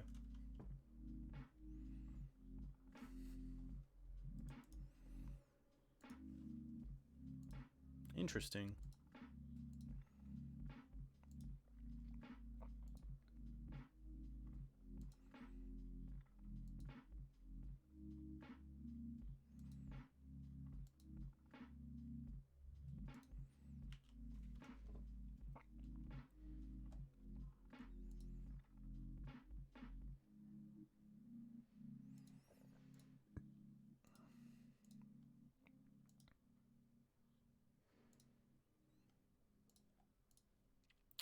Pretty happy to trade.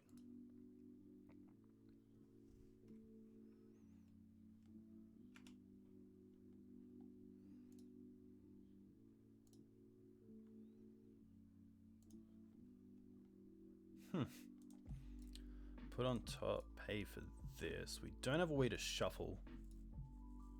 But we can create green mana here.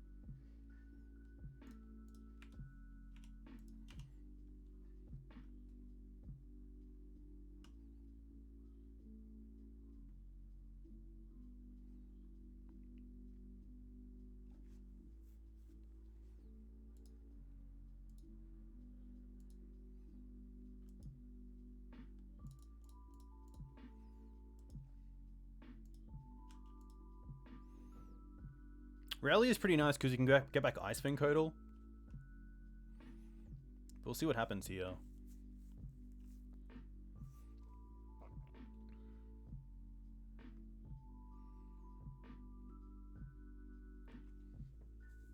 This is some fancy elks, yeah.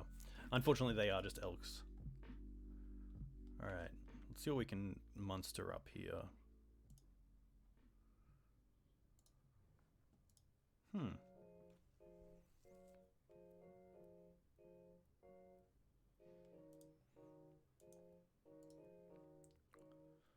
Put on top. Pay.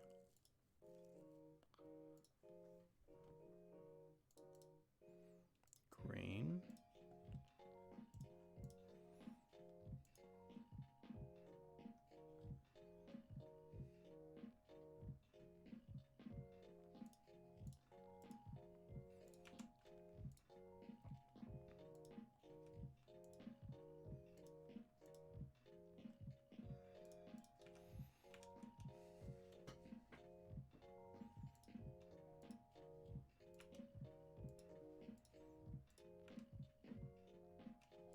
I meant to play a card there.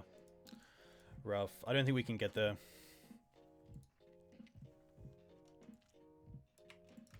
Really grindy. I think winning game 1 is just so huge there because then you can kind of take the foot off in games 2 and 3 and try to just time your opponent out, which what my opponent just did to me, but that's 100% on me. And I think it's kind of expected because like it's obviously a new build and a deck that I'm not too familiar with. Lavinia would be very cool. I think Lavinia would be a pretty nice spot instead of Thalia, especially in the board. Could play at main. There's not too many cards it interacts with that we don't care about. Something like an early Green Suns with Mana Dorks is the only card that I can think of. But I think Lavinia is really nice. Yorion, okay. This is definitely a mulligan, unfortunately. Can't cast anything. This is okay. Pretty funny that we have both the Astrolabe and the Collector Ouphe. I'm going to say that I want to bottom the Tundra. I can find that later on.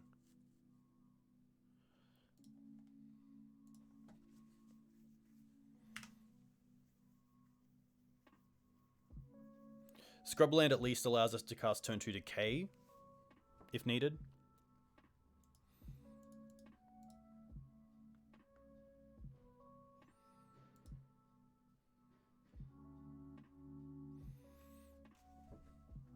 But yeah, Reaper, I like that a lot. That seems like a pretty sweet build.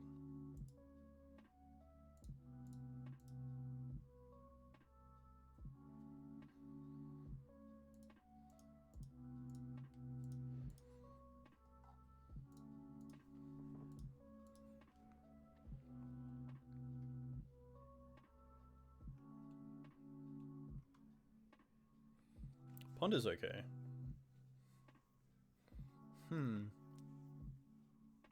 Ponder's interesting because I'm not too sure what they're looking for. Chose not to shuffle. Maybe lands? If they don't know what they're up against, it's kind of interesting.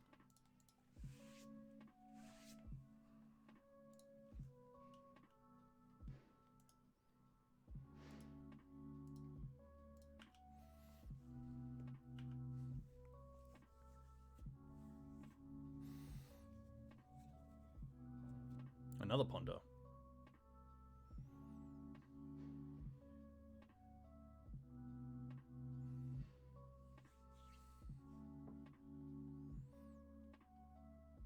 Volk. Okay. Maybe here I don't mind going for just an early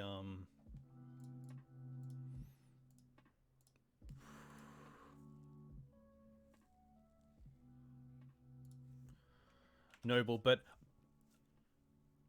we can still cast all our spells. I guess next turn if the Noble doesn't die, we can still cast the Ogo because the planes can make blue with Astrolabe. Double Ponder. It's like a show and tell. Seasoned Pyromancer. Interesting. Well, that's going to get elked.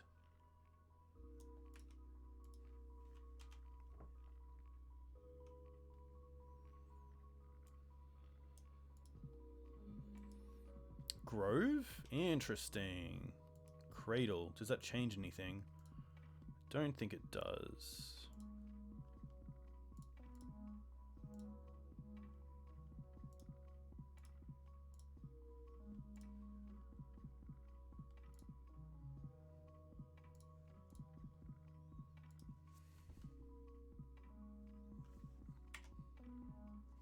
I'm going to assume this deck plays Punishing Fire, yeah. Especially if they play the Grove. So it looks like a kind of Styfro build.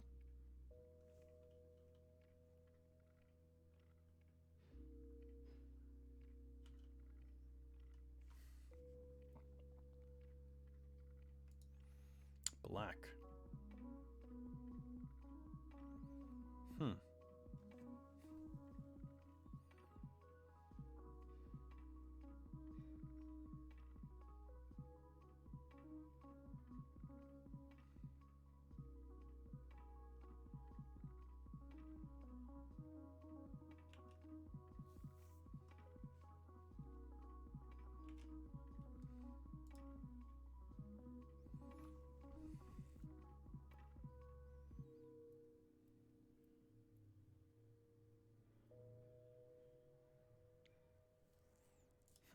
Okay. Let's go Teferi and then hold up Abrupt Decay. I don't mind Teferi just bounce the Elemental.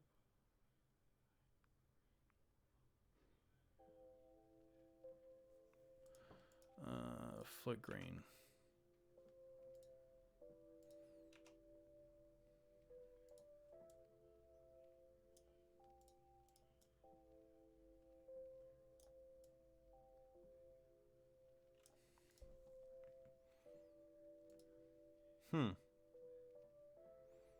I think I just want to deal with this.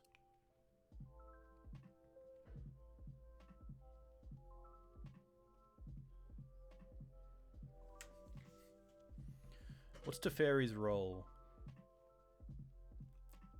Maybe it's bouncing Astrolabe? I guess we can also just put it up to 5.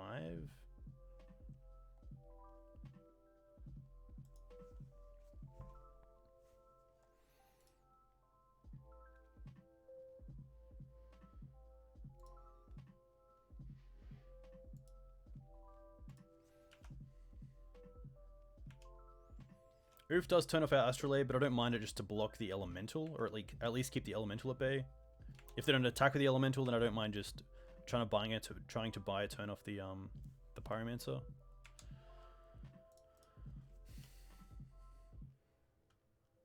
Also just trying to get Scooze up in case we draw it to at least a 4/4 to put it above Bolt and Punishing Fire range. Also just trying to buy time for Night as well to play it as a 4/4. K command. This.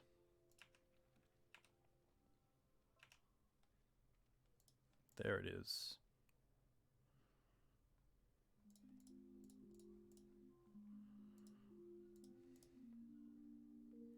Probably could have played a land second. Bog. Yeah, Bog would have been pretty sweet.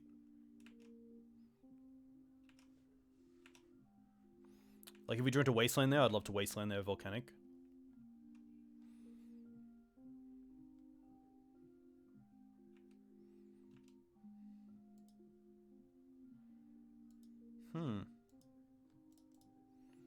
I wonder here if I don't want to put the Knight into Bolt range. I just want to get Dryad Arbor and block, like, chump block. They're obviously attacking for a reason, so I feel like they have some sort of removal in hand that's damage based.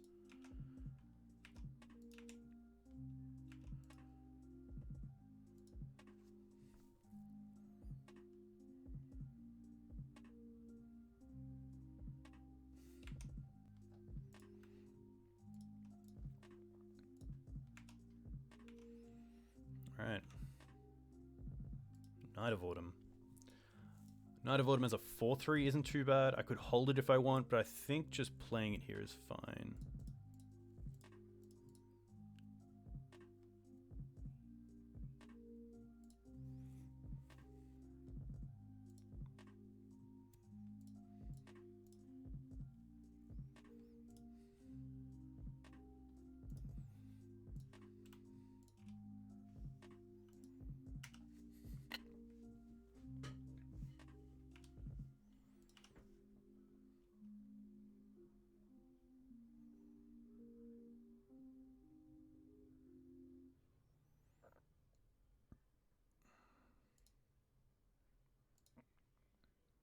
Snap Bolt's gonna be fine.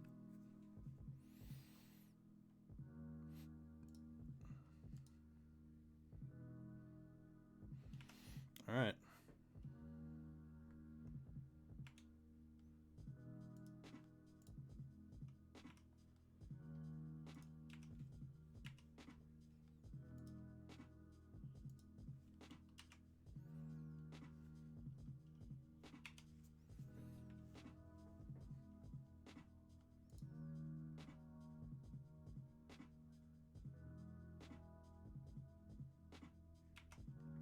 Oko's pretty good.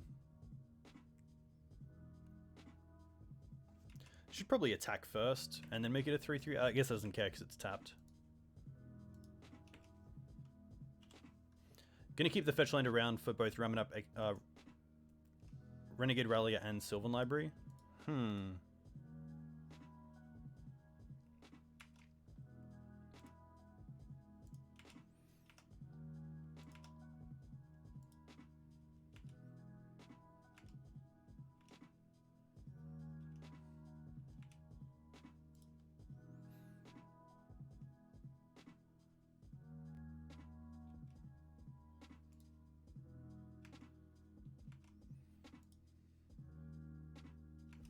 Don't want to trade. I haven't played Modern in a long time, unfortunately. I did play Blue Moon for a long time, which was a pretty sweet deck, but then Arclight Phoenix got printed, and it just made the deck a little bit more, I guess, wasn't really needed.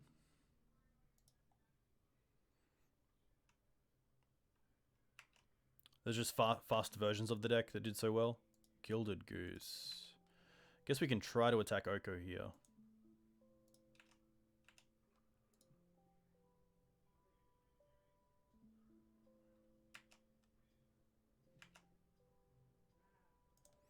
Yeah, my opponent just wins this race.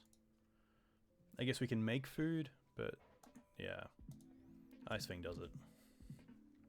It's a lot of colors. That's nearly a 5-color deck. I guess it's the same for us. They're not running white and we're not running red. So what do I want? Probably want the Plagues, especially seeing those, I guess Teferi doesn't do a whole lot here. That's probably just the easiest switch. I don't mind this.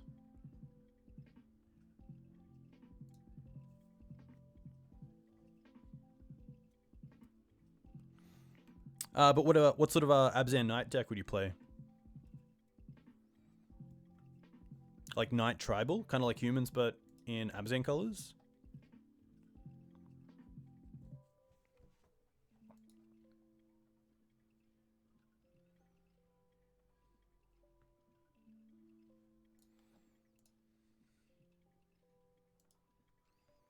This is okay.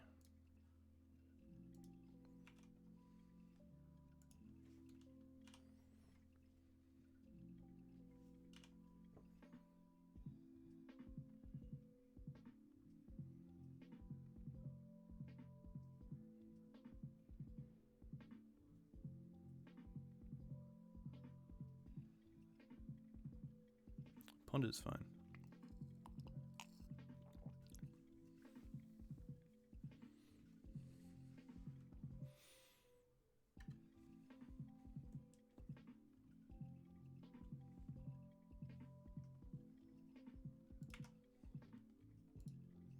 Astrolabe, interesting. I think I'd rather just play Verdant here and hold up Ice-Fang Coatl.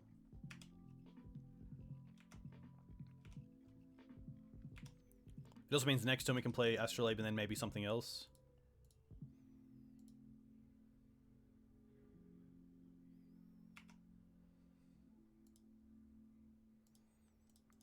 I'm just going to fetch in response. Go and get a Tundra? I can't. Go and get a Trop.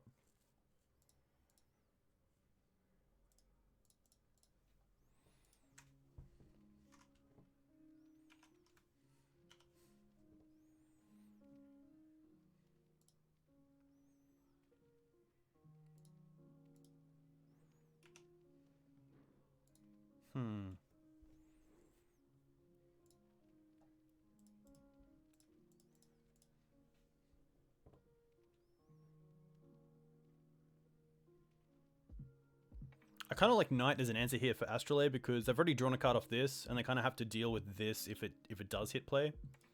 Pyroblast is fine.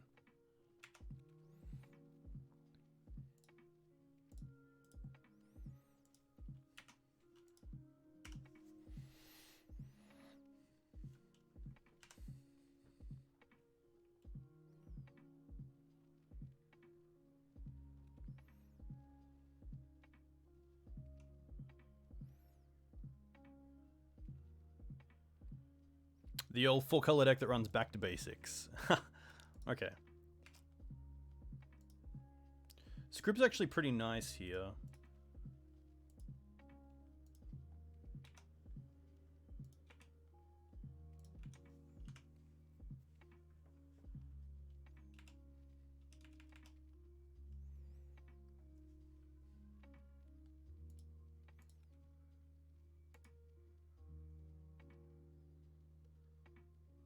Mm-hmm.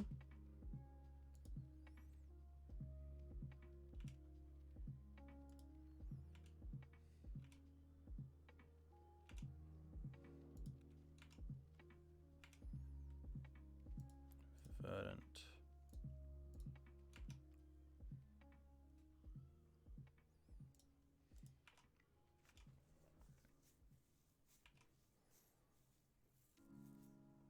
Ah, thanks. I'll have a look after this league for sure. At least we can just get basics anyway with these lands anyway. So I'm just going to go for holding up Scryb Ranger and Swords to Plowshares here.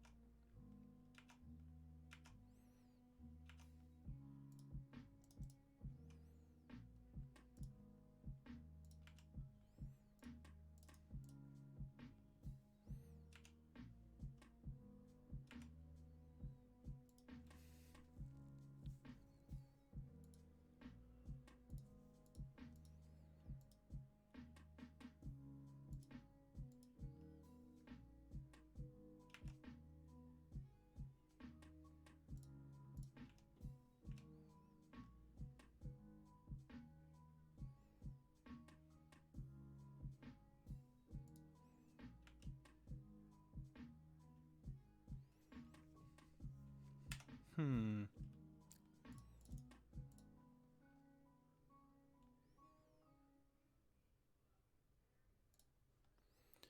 Get back Windswept Heath because you can get both basics and just pass here.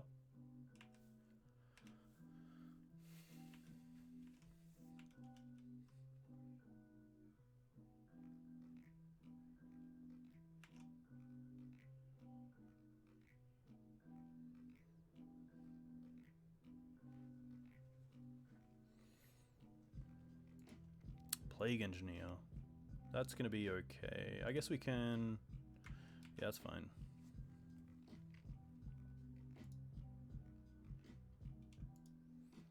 Interesting that they dealt with the Knight. Maybe they're scared of Yorion? And Bolt, wow.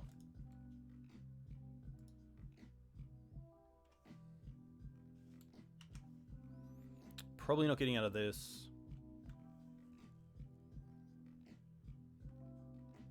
So many good value cards.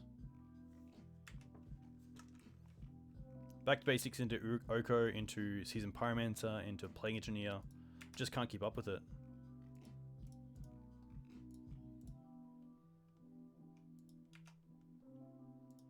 Yeah.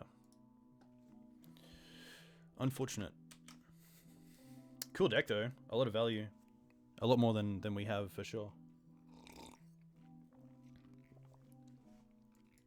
But yeah, I guess maybe Collector Ouphe isn't the greatest there. It seemed like it was hurting us a lot more than it was going to hurt them because we had the Astrolabe hands as well. So there is that discrepancy, which is kind of rough, but you know, that's only one game, so it's a pretty small sample size of how they perform together.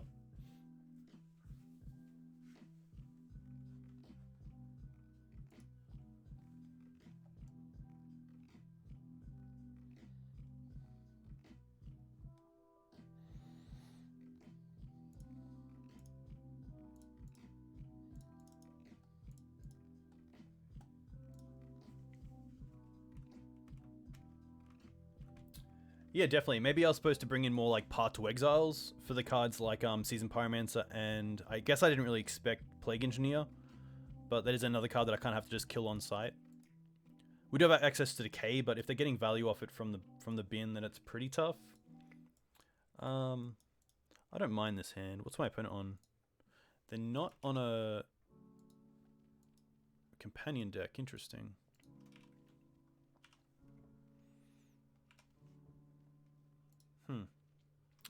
I think because we have Oko, I'm just going to go for Green Suns here for Dryad Arbor. And try to get that down turn 2 rather than get Mum online.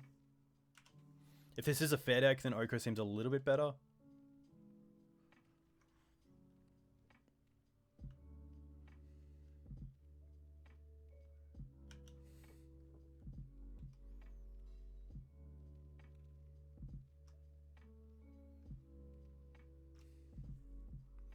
This could be lands.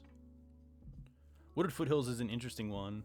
Definitely like a more lands-based fetch. Bayou Snow-Covered Mountain. Green Suns for 1. Maybe Elvish Reclaimer? Gilded Goose. Okay.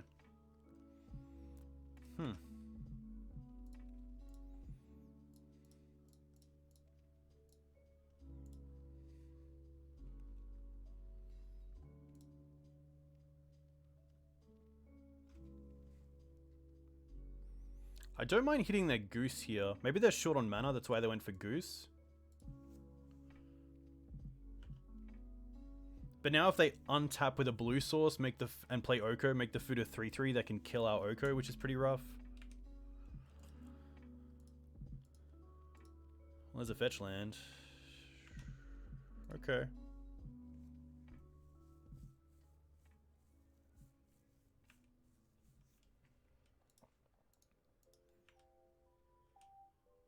That's fine. What's the follow-up? Collector Ouphe. That's going to be fine. Okay. That turns off their food, which is interesting. So now we can just go create a food. Make this a 4. Tick this up and destroy the Gilded Goose.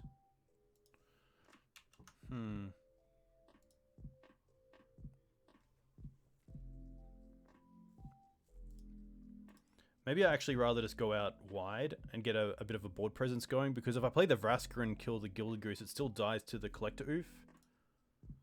So I think this is better.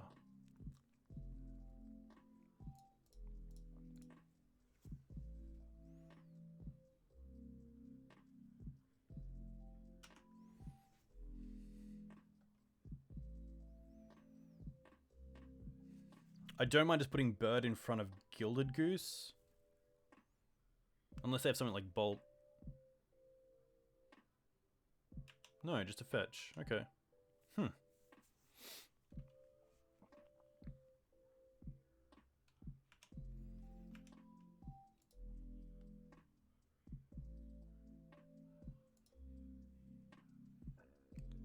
Both attacking Oko. So let's go like this.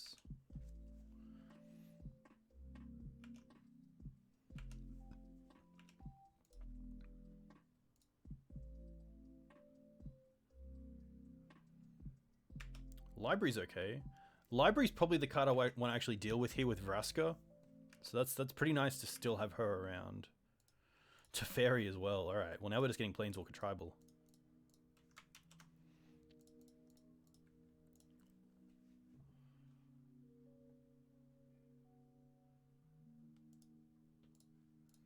Deal with this.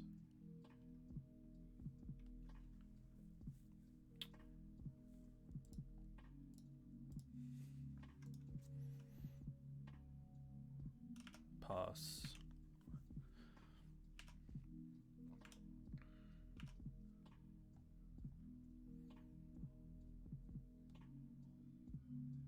Cling to Dust. Interesting. Main deck.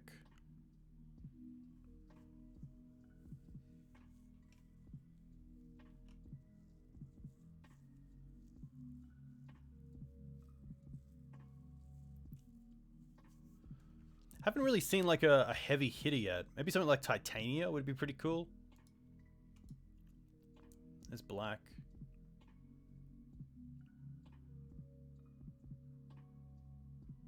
Hey, very cool. Okay. Whenever an opponent casts an instant or sorcery, that's not too bad. That's pretty easy to deal with. I mean, we can just elk it, which is pretty funny. Grady Garganon? Interesting. But now they're tapped out, so they have no good attacks. Pretty happy to make Scooz a 3/3 here.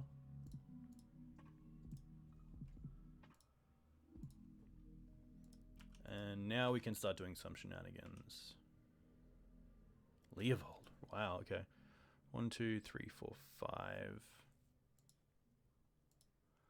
Leo is pretty nice. I don't think I want the Blast Zone. I'm going to float and sack. Green Suns.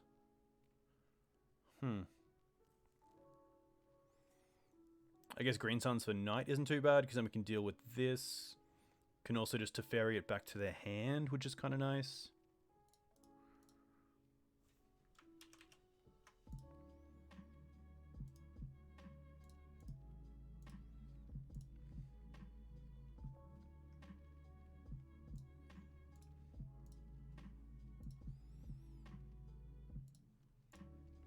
That's pretty perfect, because now we can also cast Leovold.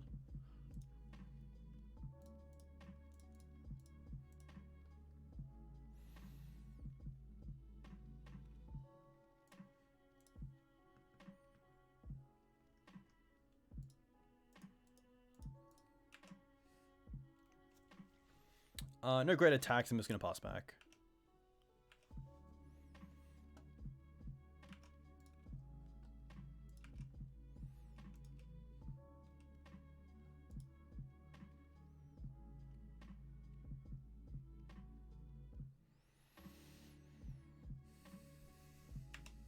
This is fine.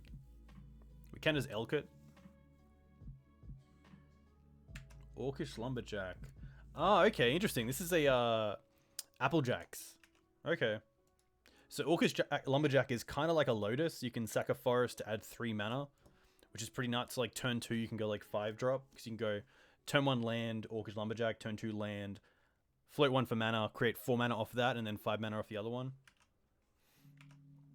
So that's pretty crazy.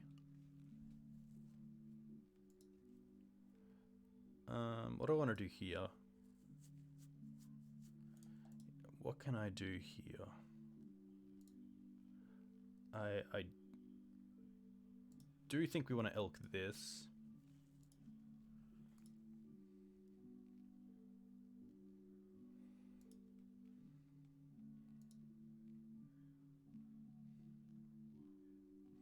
They have 0 cards in hand. What does Greater Garganon do? It's just a 9/7? Okay, it's just an elk. Let us draw a card. We haven't played a land for turn. Swords is pretty perfect. So let's go Green Suns for Ice-Fang Coatl.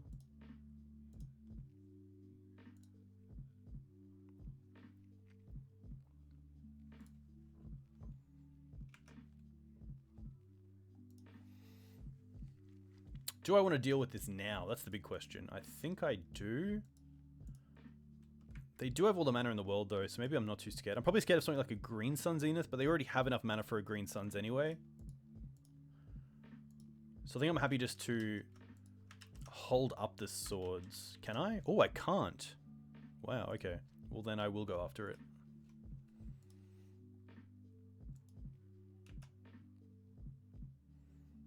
Now I'm pretty happy just to hold back. I could attack with the food, but then I kind of have to make some pretty weird blocks that I don't really want to do with Scavenging Ooze and Leovold, so I'm just going to pass.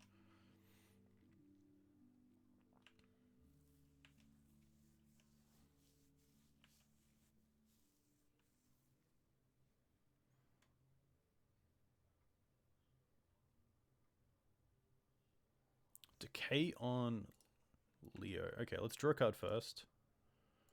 And then give it pro green. What are they targeting? Oh, Oko. Okay. Can't do anything there.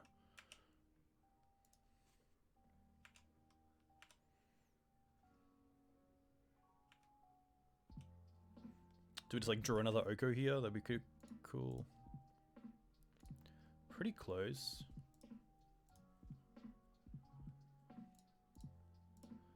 Float a white. I'm going to sack the food. Didn't really need to float a white there. I was going to sack that. Astrolabe. Interesting.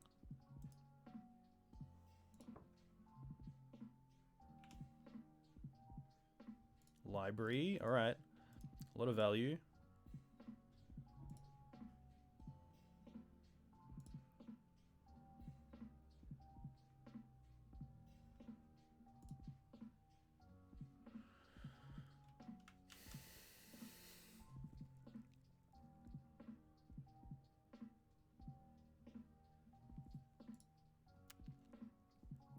There's literally nothing I can eat with screws to make it bigger.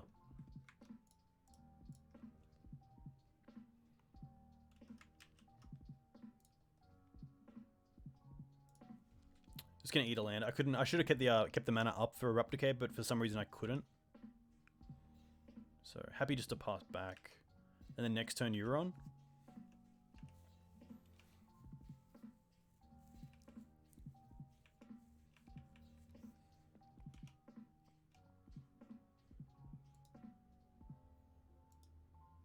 That's fine.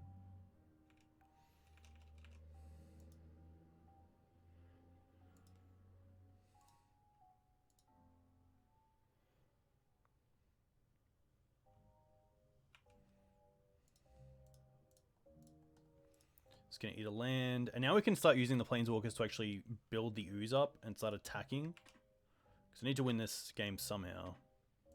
Rallier, okay. Huh.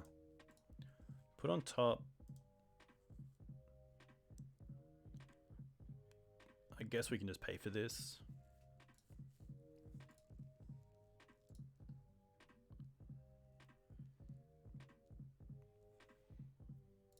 destroy this.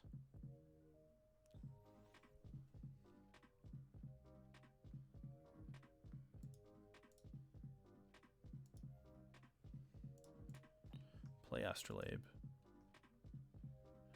Draw Noble Hierarch, which means we can attack with Exalted.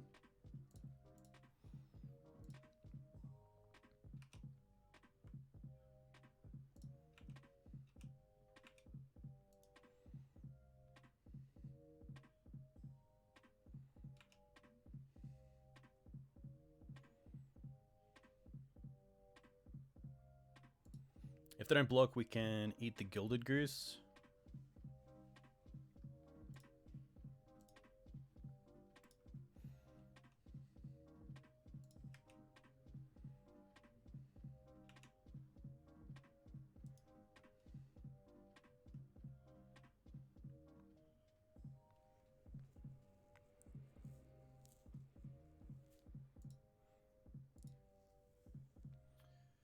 Bounce with Teferi and bring back with Rennie.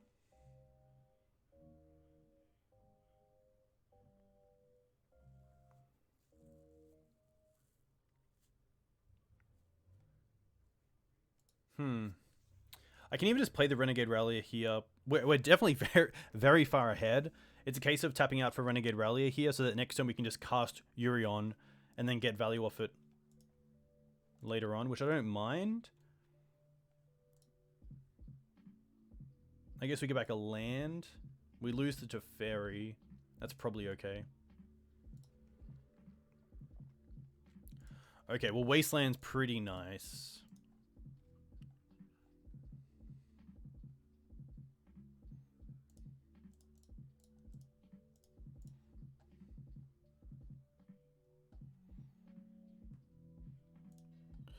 Get back Wasteland.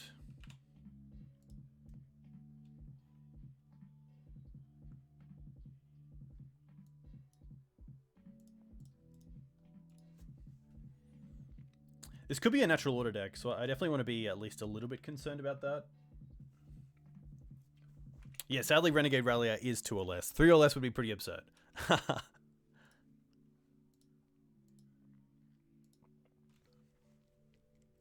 So this is going to be an interesting deck to play against. I probably don't mind the Tormont's Crypts.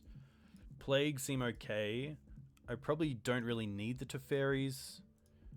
Collector Ouphe is probably better for us. Force of Vigor is probably a card that I could play around with.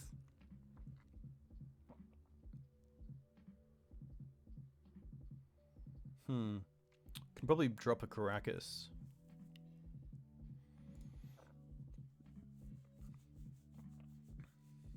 And maybe just go down to 1 Plague. I kind of want 2 because I want to be able to see it. Maybe it's just a Green Suns because there's not 1 card that I'm looking for.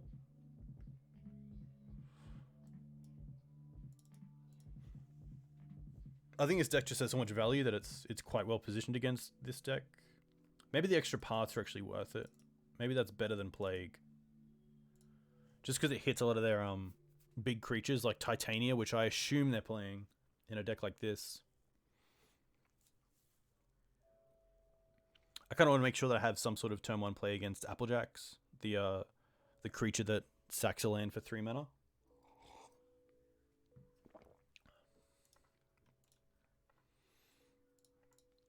This is great. This is a great hand.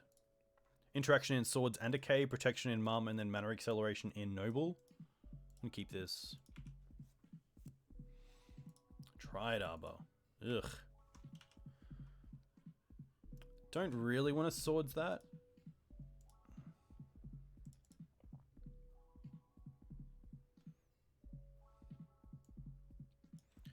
Do I?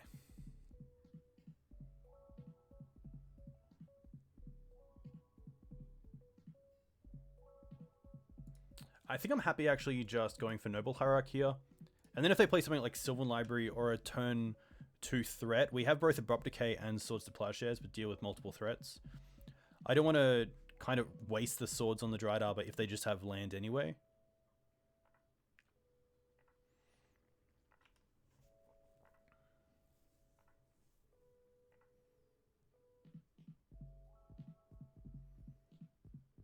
Bolt. Okay.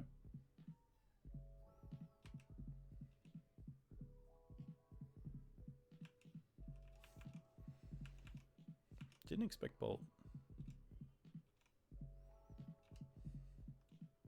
Gilded Goose. Alright. Goose and Mum.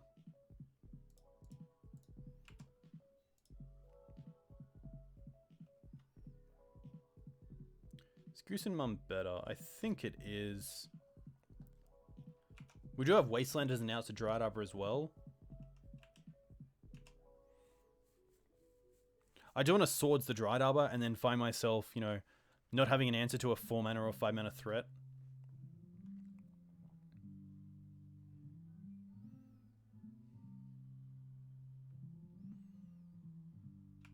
Veteran's fine. Do they have a way to sack it? Looks like they don't. So that's a great Swords Plowshares target. Wasteland, alright. Swords this. Waste your creature. Pass.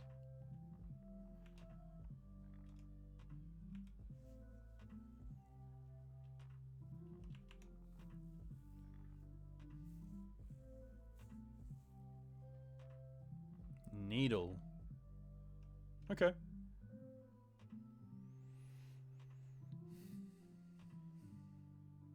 I assume Mother Runes. I don't think Gilded... I think Gilded Goose can be named because it's... You got a sack of food as part of the cost? Maybe not. Maybe that's incorrect.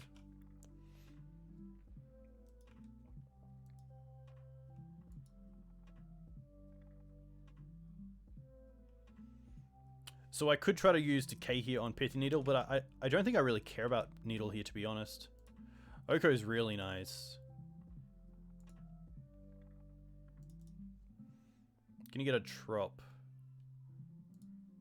And play Oko. Make the food a 3/3 and attack for 4. Wonder if they have Pyroblast. Yeah, they do. Okay.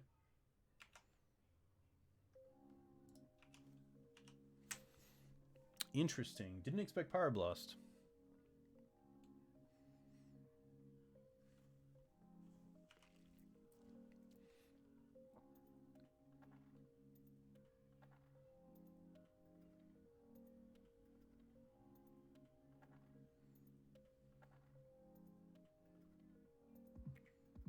Ramunap's pretty nice for them. I can't have to deal with that now.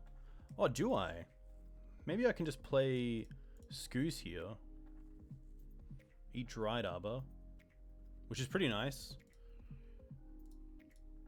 Because it's also a creature, so it means the Scoos gets a +1/+1 counter.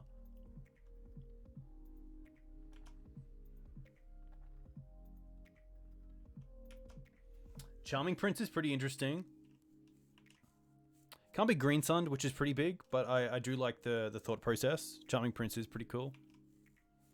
I was thinking of a Renegade. I'm gonna eat this now, so they can't get it. There's a 3 mana, 1 green and 2. When it comes into play, you can put 2 +1/+1 counters on 2 different creatures. It's a legendary creature that you can bounce with Karakas.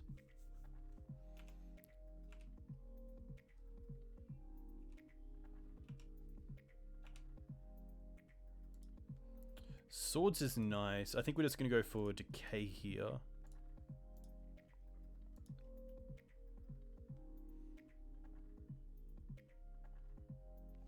Maybe Decay there just isn't worth it. Yeah, and the Veil's going to work.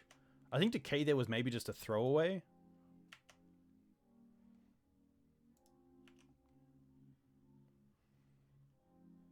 I mean, to be fair, the Ramunap's not really doing anything. It's a pretty bad blocker for like a 2/3 and a 3/3. There's no lands in the graveyard, so it's not actually getting any value. So I think that maybe just holding the Decay there is correct. It's probably wrong to just try to destroy something because you can.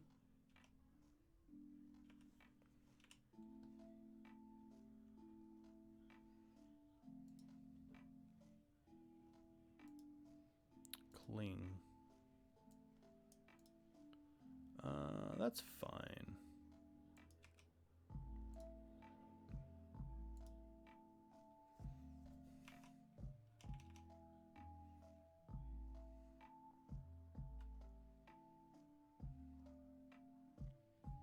their own Scoos. Alright, let's go for Noble. And that's it.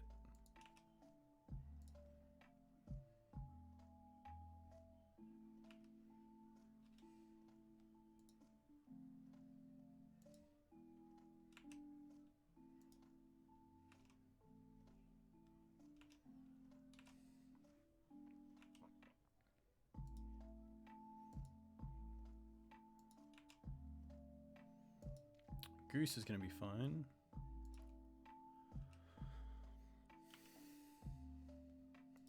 Force of Vigor. Interesting.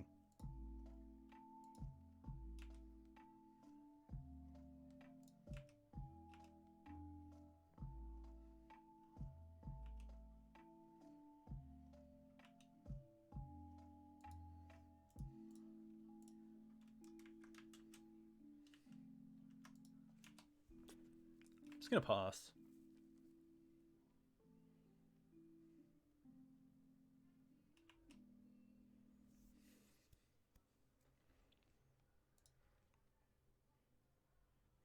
Maybe now I just want a 1-for-1, the Pithing Needle for Mum.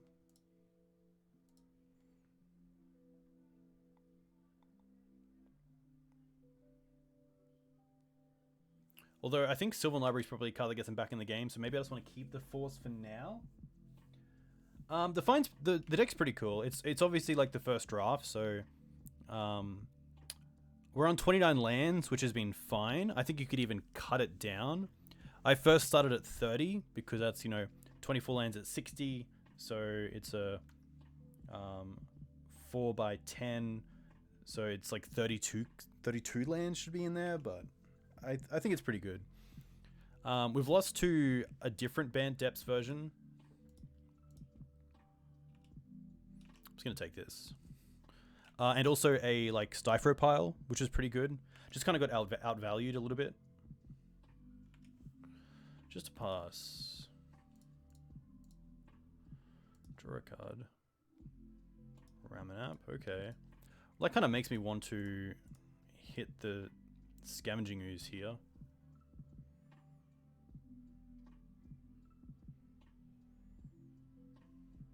They can just eat our yard.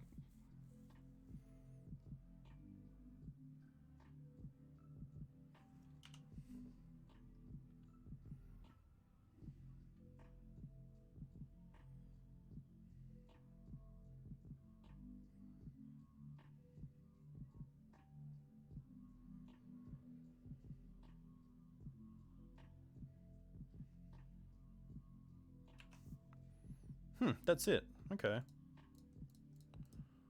Let's go for Ramunap.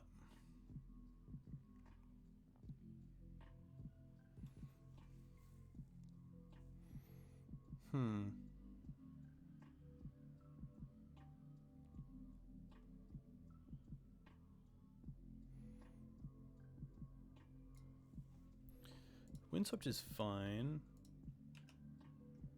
Can definitely attack here.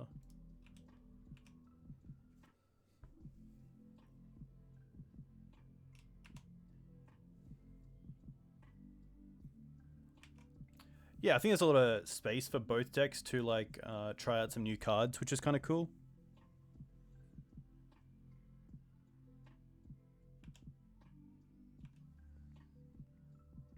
Yeah, Stoneforge seems pretty sweet.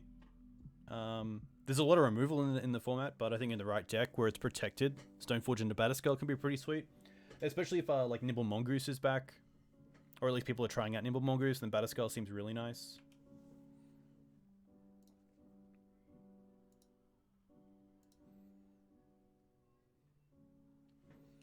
Gain some more life, alright.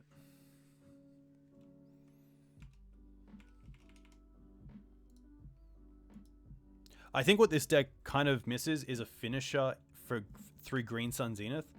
Something like Questing Beast or Titania would be really nice, because stopping at 3, there's only so much you can get.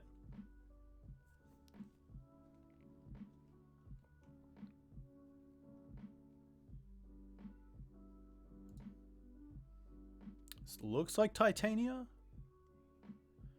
There's one more mana coming.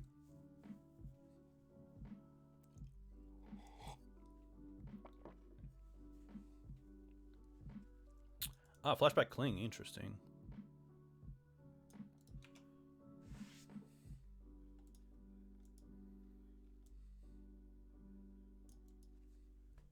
I guess I could have eaten that with Spyglass.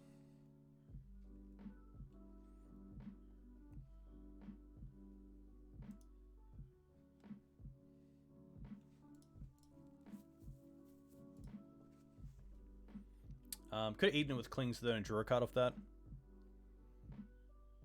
That's just me being complacent.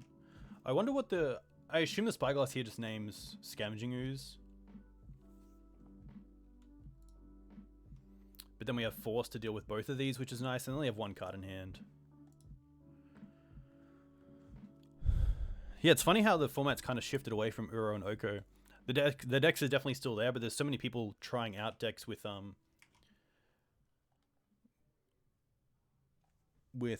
both those cards that they don't really fit well into the decks with Lurrus. Knight's pretty good.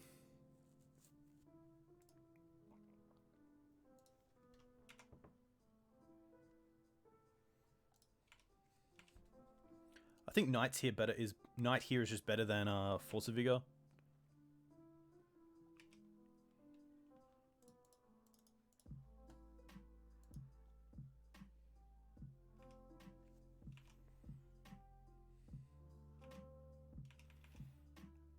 Can also use Goose in our end step, which is nice.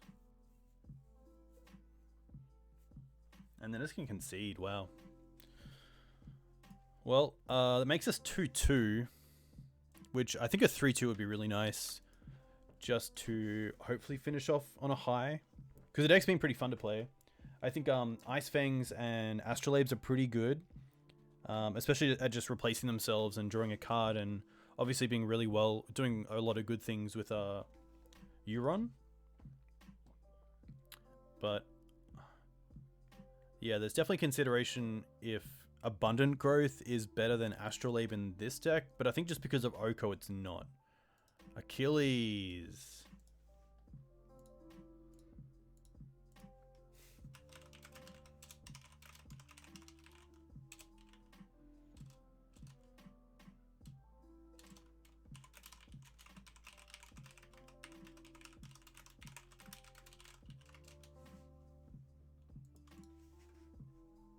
Played Eldrazi last time. That should be an interesting matchup. We definitely have a pretty nice core. I think Ice-Fang Coatl's a pretty good card if we can get it out ASAP with Snow Mana. They're on a Lurrus deck. This is fine. I wonder with a Lurrus deck if I want to go for Mum first over Noble.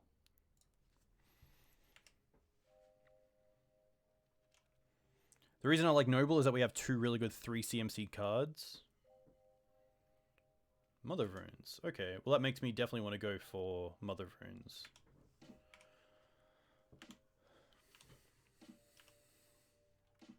Oh, well, Swords is just perfect. And the next time we can go 2 spells in Trop and Hierarch. Even if they have Port, we can still Hierarch, which is nice.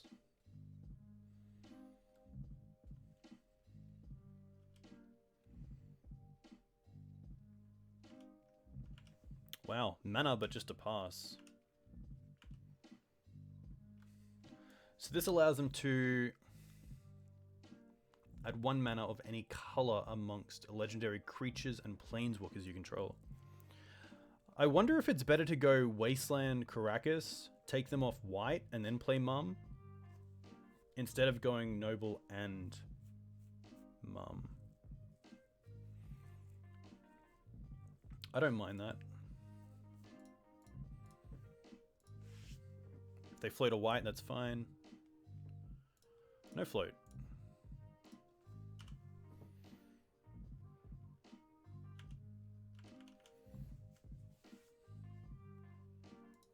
Double Wasteland's pretty rough for them, especially with the Mox Amber not really doing anything right now.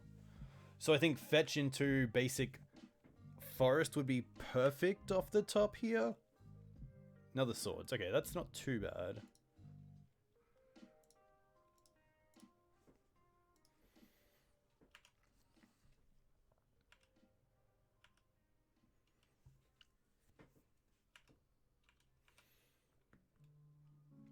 4 Thalia, 2 Tomic, 1 Lurrus. Interesting, okay.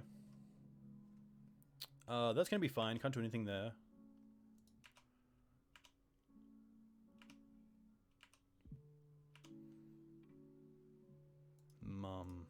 Okay.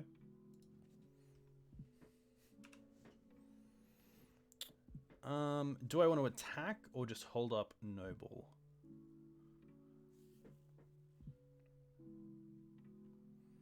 I think I'm okay just to hold up Noble. If I can Swords and then untap, draw a land and play Knight or Teferi, I'm pretty happy, but... Ghost Quarter, interesting. Arbiter, okay. Will they go for Ghost Quarter? They will.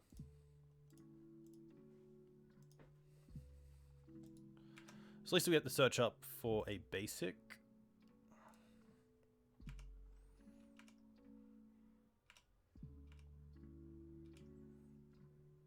Collector Ouphe, interesting. Turns off Mox Amber, which is nice. And now I don't mind attacking for 2 here. I guess if they have like another white sword and like double sword, it's bad, but I think it's okay.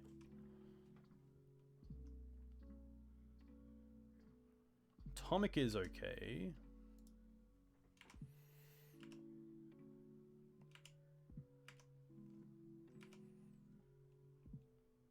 Green Suns. Okay. I can definitely attack for 3. I probably want to get a different mana dork as well, because I don't want to lose my mana off to something like Phyrexian Revoker. So I'll probably just get Birds of Paradise here.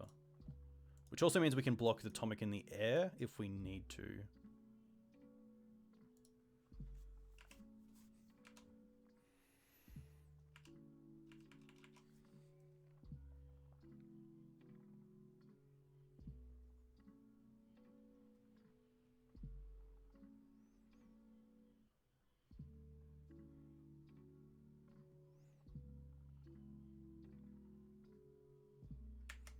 Lurrus is fine. I'm not doing a whole lot here.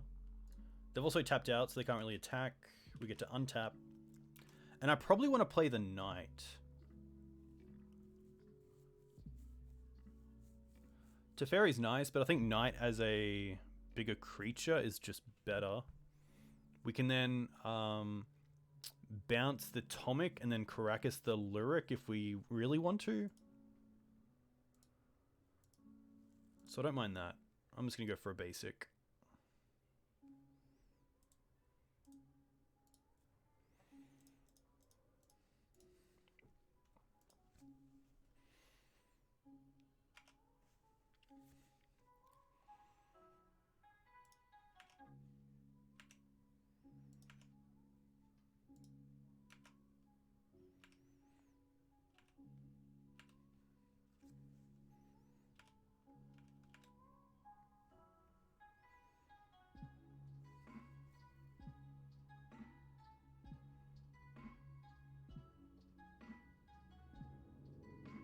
Yeah, pretty tough spot. They obviously didn't have a great start, which I think is what you really need for this deck, especially when you're playing cards like Lotus Petal. So I definitely like the Forces and the Paths. Maybe not all of them, but this is kind of the maybe pile. Teferi's interesting.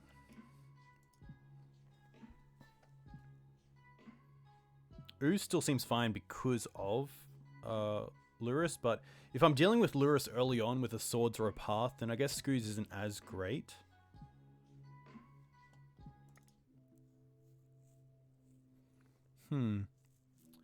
This is an interesting one.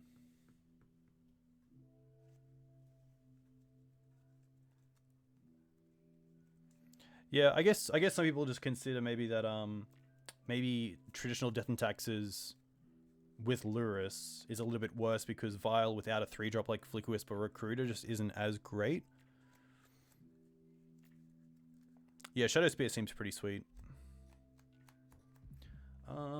What do I not want? I think it is just going to be like a Teferi. An Ooze. Probably Uro. Uro is not doing a whole lot.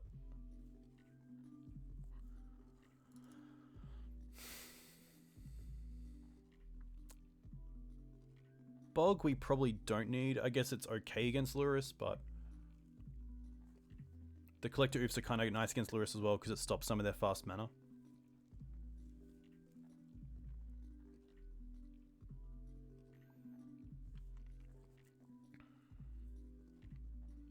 Ramunap can most likely come out.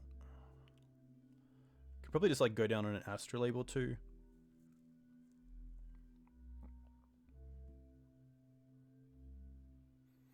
I still don't mind Karakas because we do have ways of dealing with Tomic and then using Karakas. I think Bog can probably come out, let's be honest. Probably go down on a Sylvan Library as well. I don't want to draw into both. Although once you have one, you're probably not going to draw into the other. And then it might just be a Green Suns. I don't think there's one card that I'm really going for, so I don't mind that. This could be a lot. This could be way overkill as well. I don't think you need the 3 parts, but I definitely want extra ways to deal with Mum on turn 1. So, which to be fair, if we find a Plague Engineer, then a turn 1 Mum isn't as bad because we can just try to get to 3 mana as soon as possible.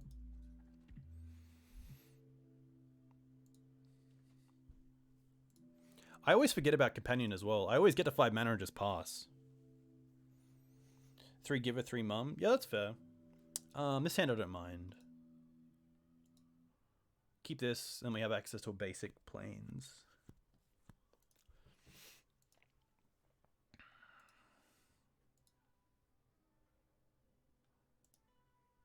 I mean, let's be honest. I'd rather these be swords in the early game, but I think it's going to be okay. Also, if they're playing Leon and Leon and Arbiter, maybe I can play the parts. Mum.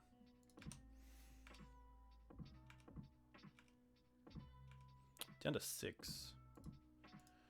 Collector Ouphe.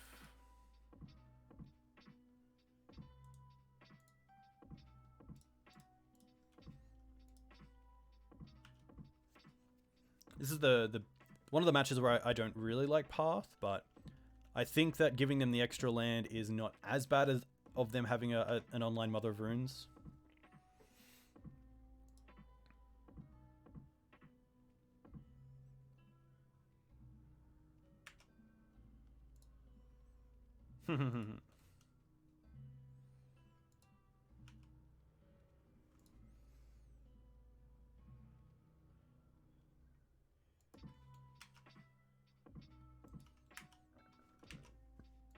Swords is nice.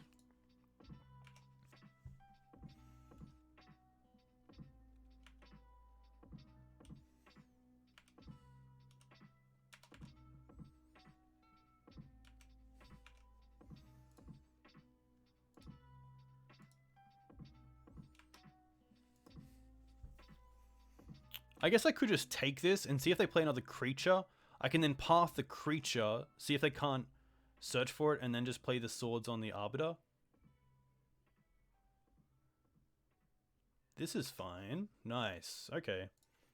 So that worked out pretty well.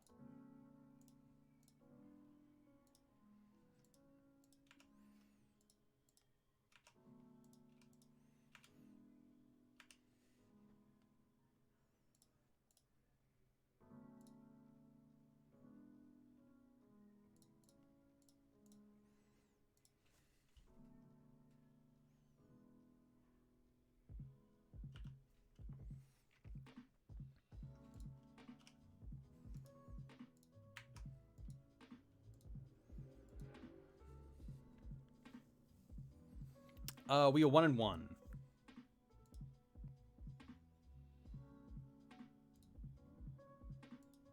Oh, sorry, we're 2-2 going into the third game against Achilles.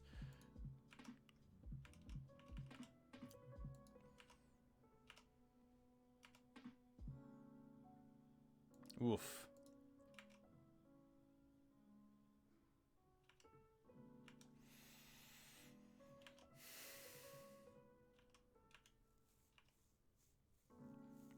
Sorry, this is the yeah, 5th and final match. But this is game 2. I'm just gonna take this.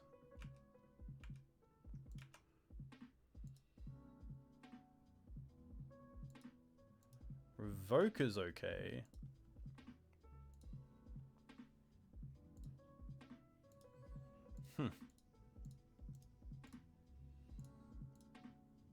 Sword's this.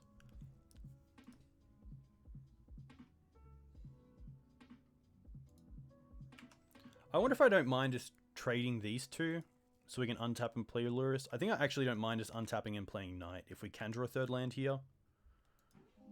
Not as bad.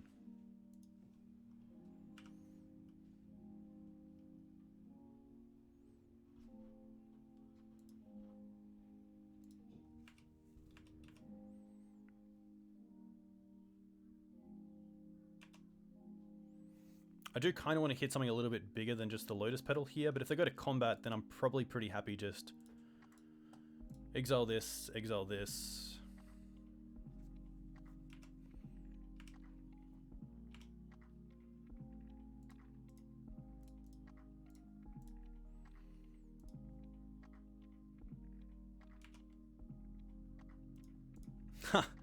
Alright, slowly but surely. But yeah, Matt, hope you're doing well. We've played against another banned version that was a lot more... how do I say it? A lot more like control based and like force and brainstorm based. I think I'm happy just with Oko here. And probably just tick up on Ice-Fang. Don't really mind if I lose one land here. So I'd rather just have a good blocker.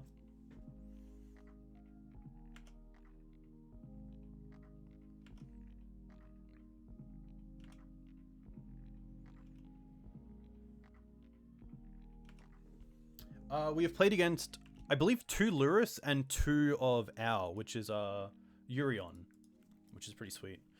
Part's pretty good. Can't search. Just gonna 6 here. Attack Oko, that's fine. Means they don't have Phyrexian Revoker. Atomic, okay.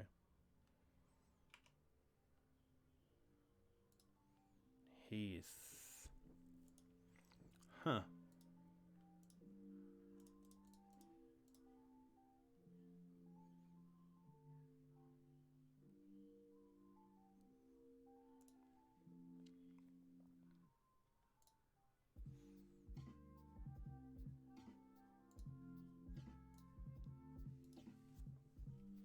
Yeah, I do like make food tokens as well. I guess I just want to make sure that I can fetch here and maybe just draw a card in my end step.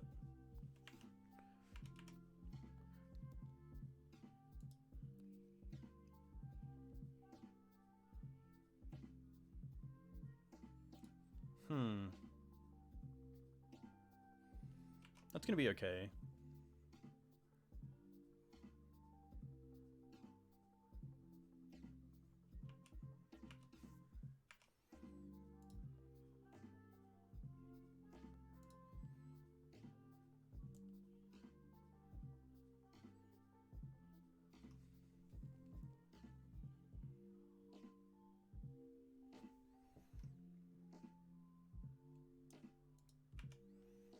That's fine.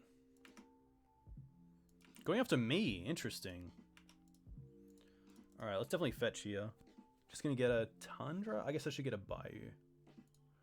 And then we can sack this. Draw a card.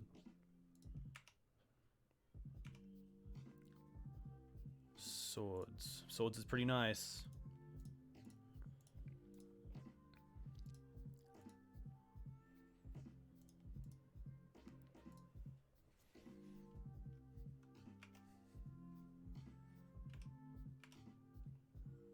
Now we can just hold up Blast Zone.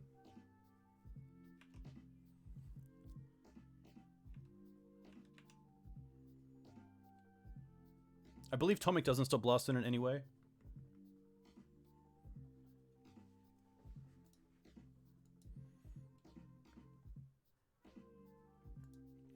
Probably didn't need to plow.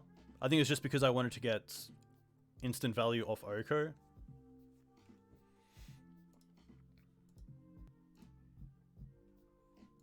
Caracas. Alright.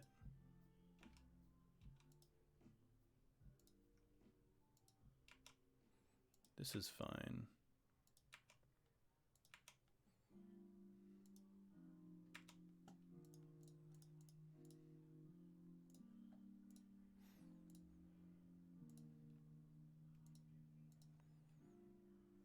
Do I want to go and get a land?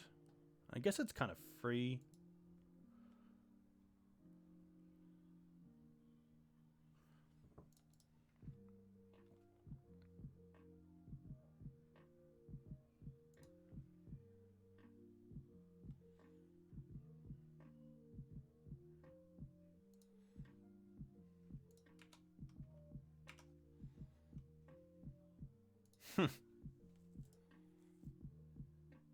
How do I want to do this?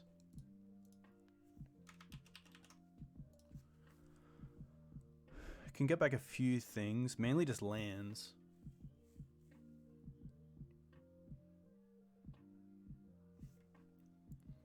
I'm probably okay with just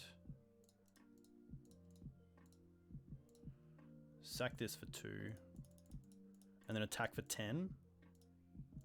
Oh, we have a white floating. Okay.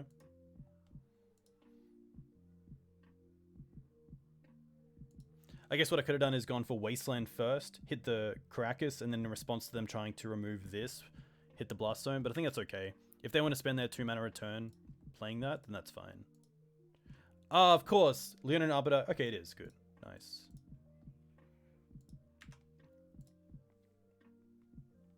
Ah, waste is stop. That's correct.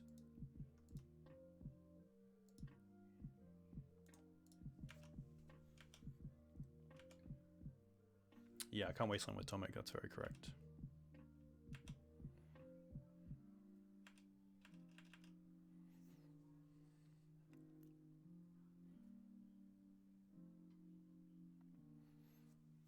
So we know they have Tomek. 2 more cards. Can't be Lurrus. Yeah. Pretty tough spot for Connolly. But, you know, a 3-2 isn't too bad for first draft. I probably want some different type of removal than just the paths. Also, the mana base can definitely be changed a bit. It did work out pretty well. There were a few times where we didn't have the snow-covered lands for Astrolabe, which is where Abundant Growth would have just been better. But I think just because Astrolabe works so well with Oko that I'm happy to have it in the deck over Abundant Growth right now. There were a few games where we flooded as well, so we are only playing, I believe, Dryad Arbor excluded, 27 lands, which is pretty tight, to be fair.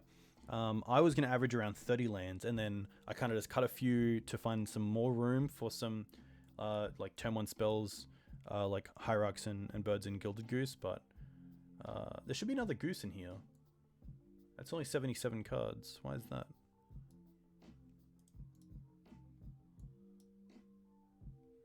Oh, that's right. We were doing some sideboarding before in this.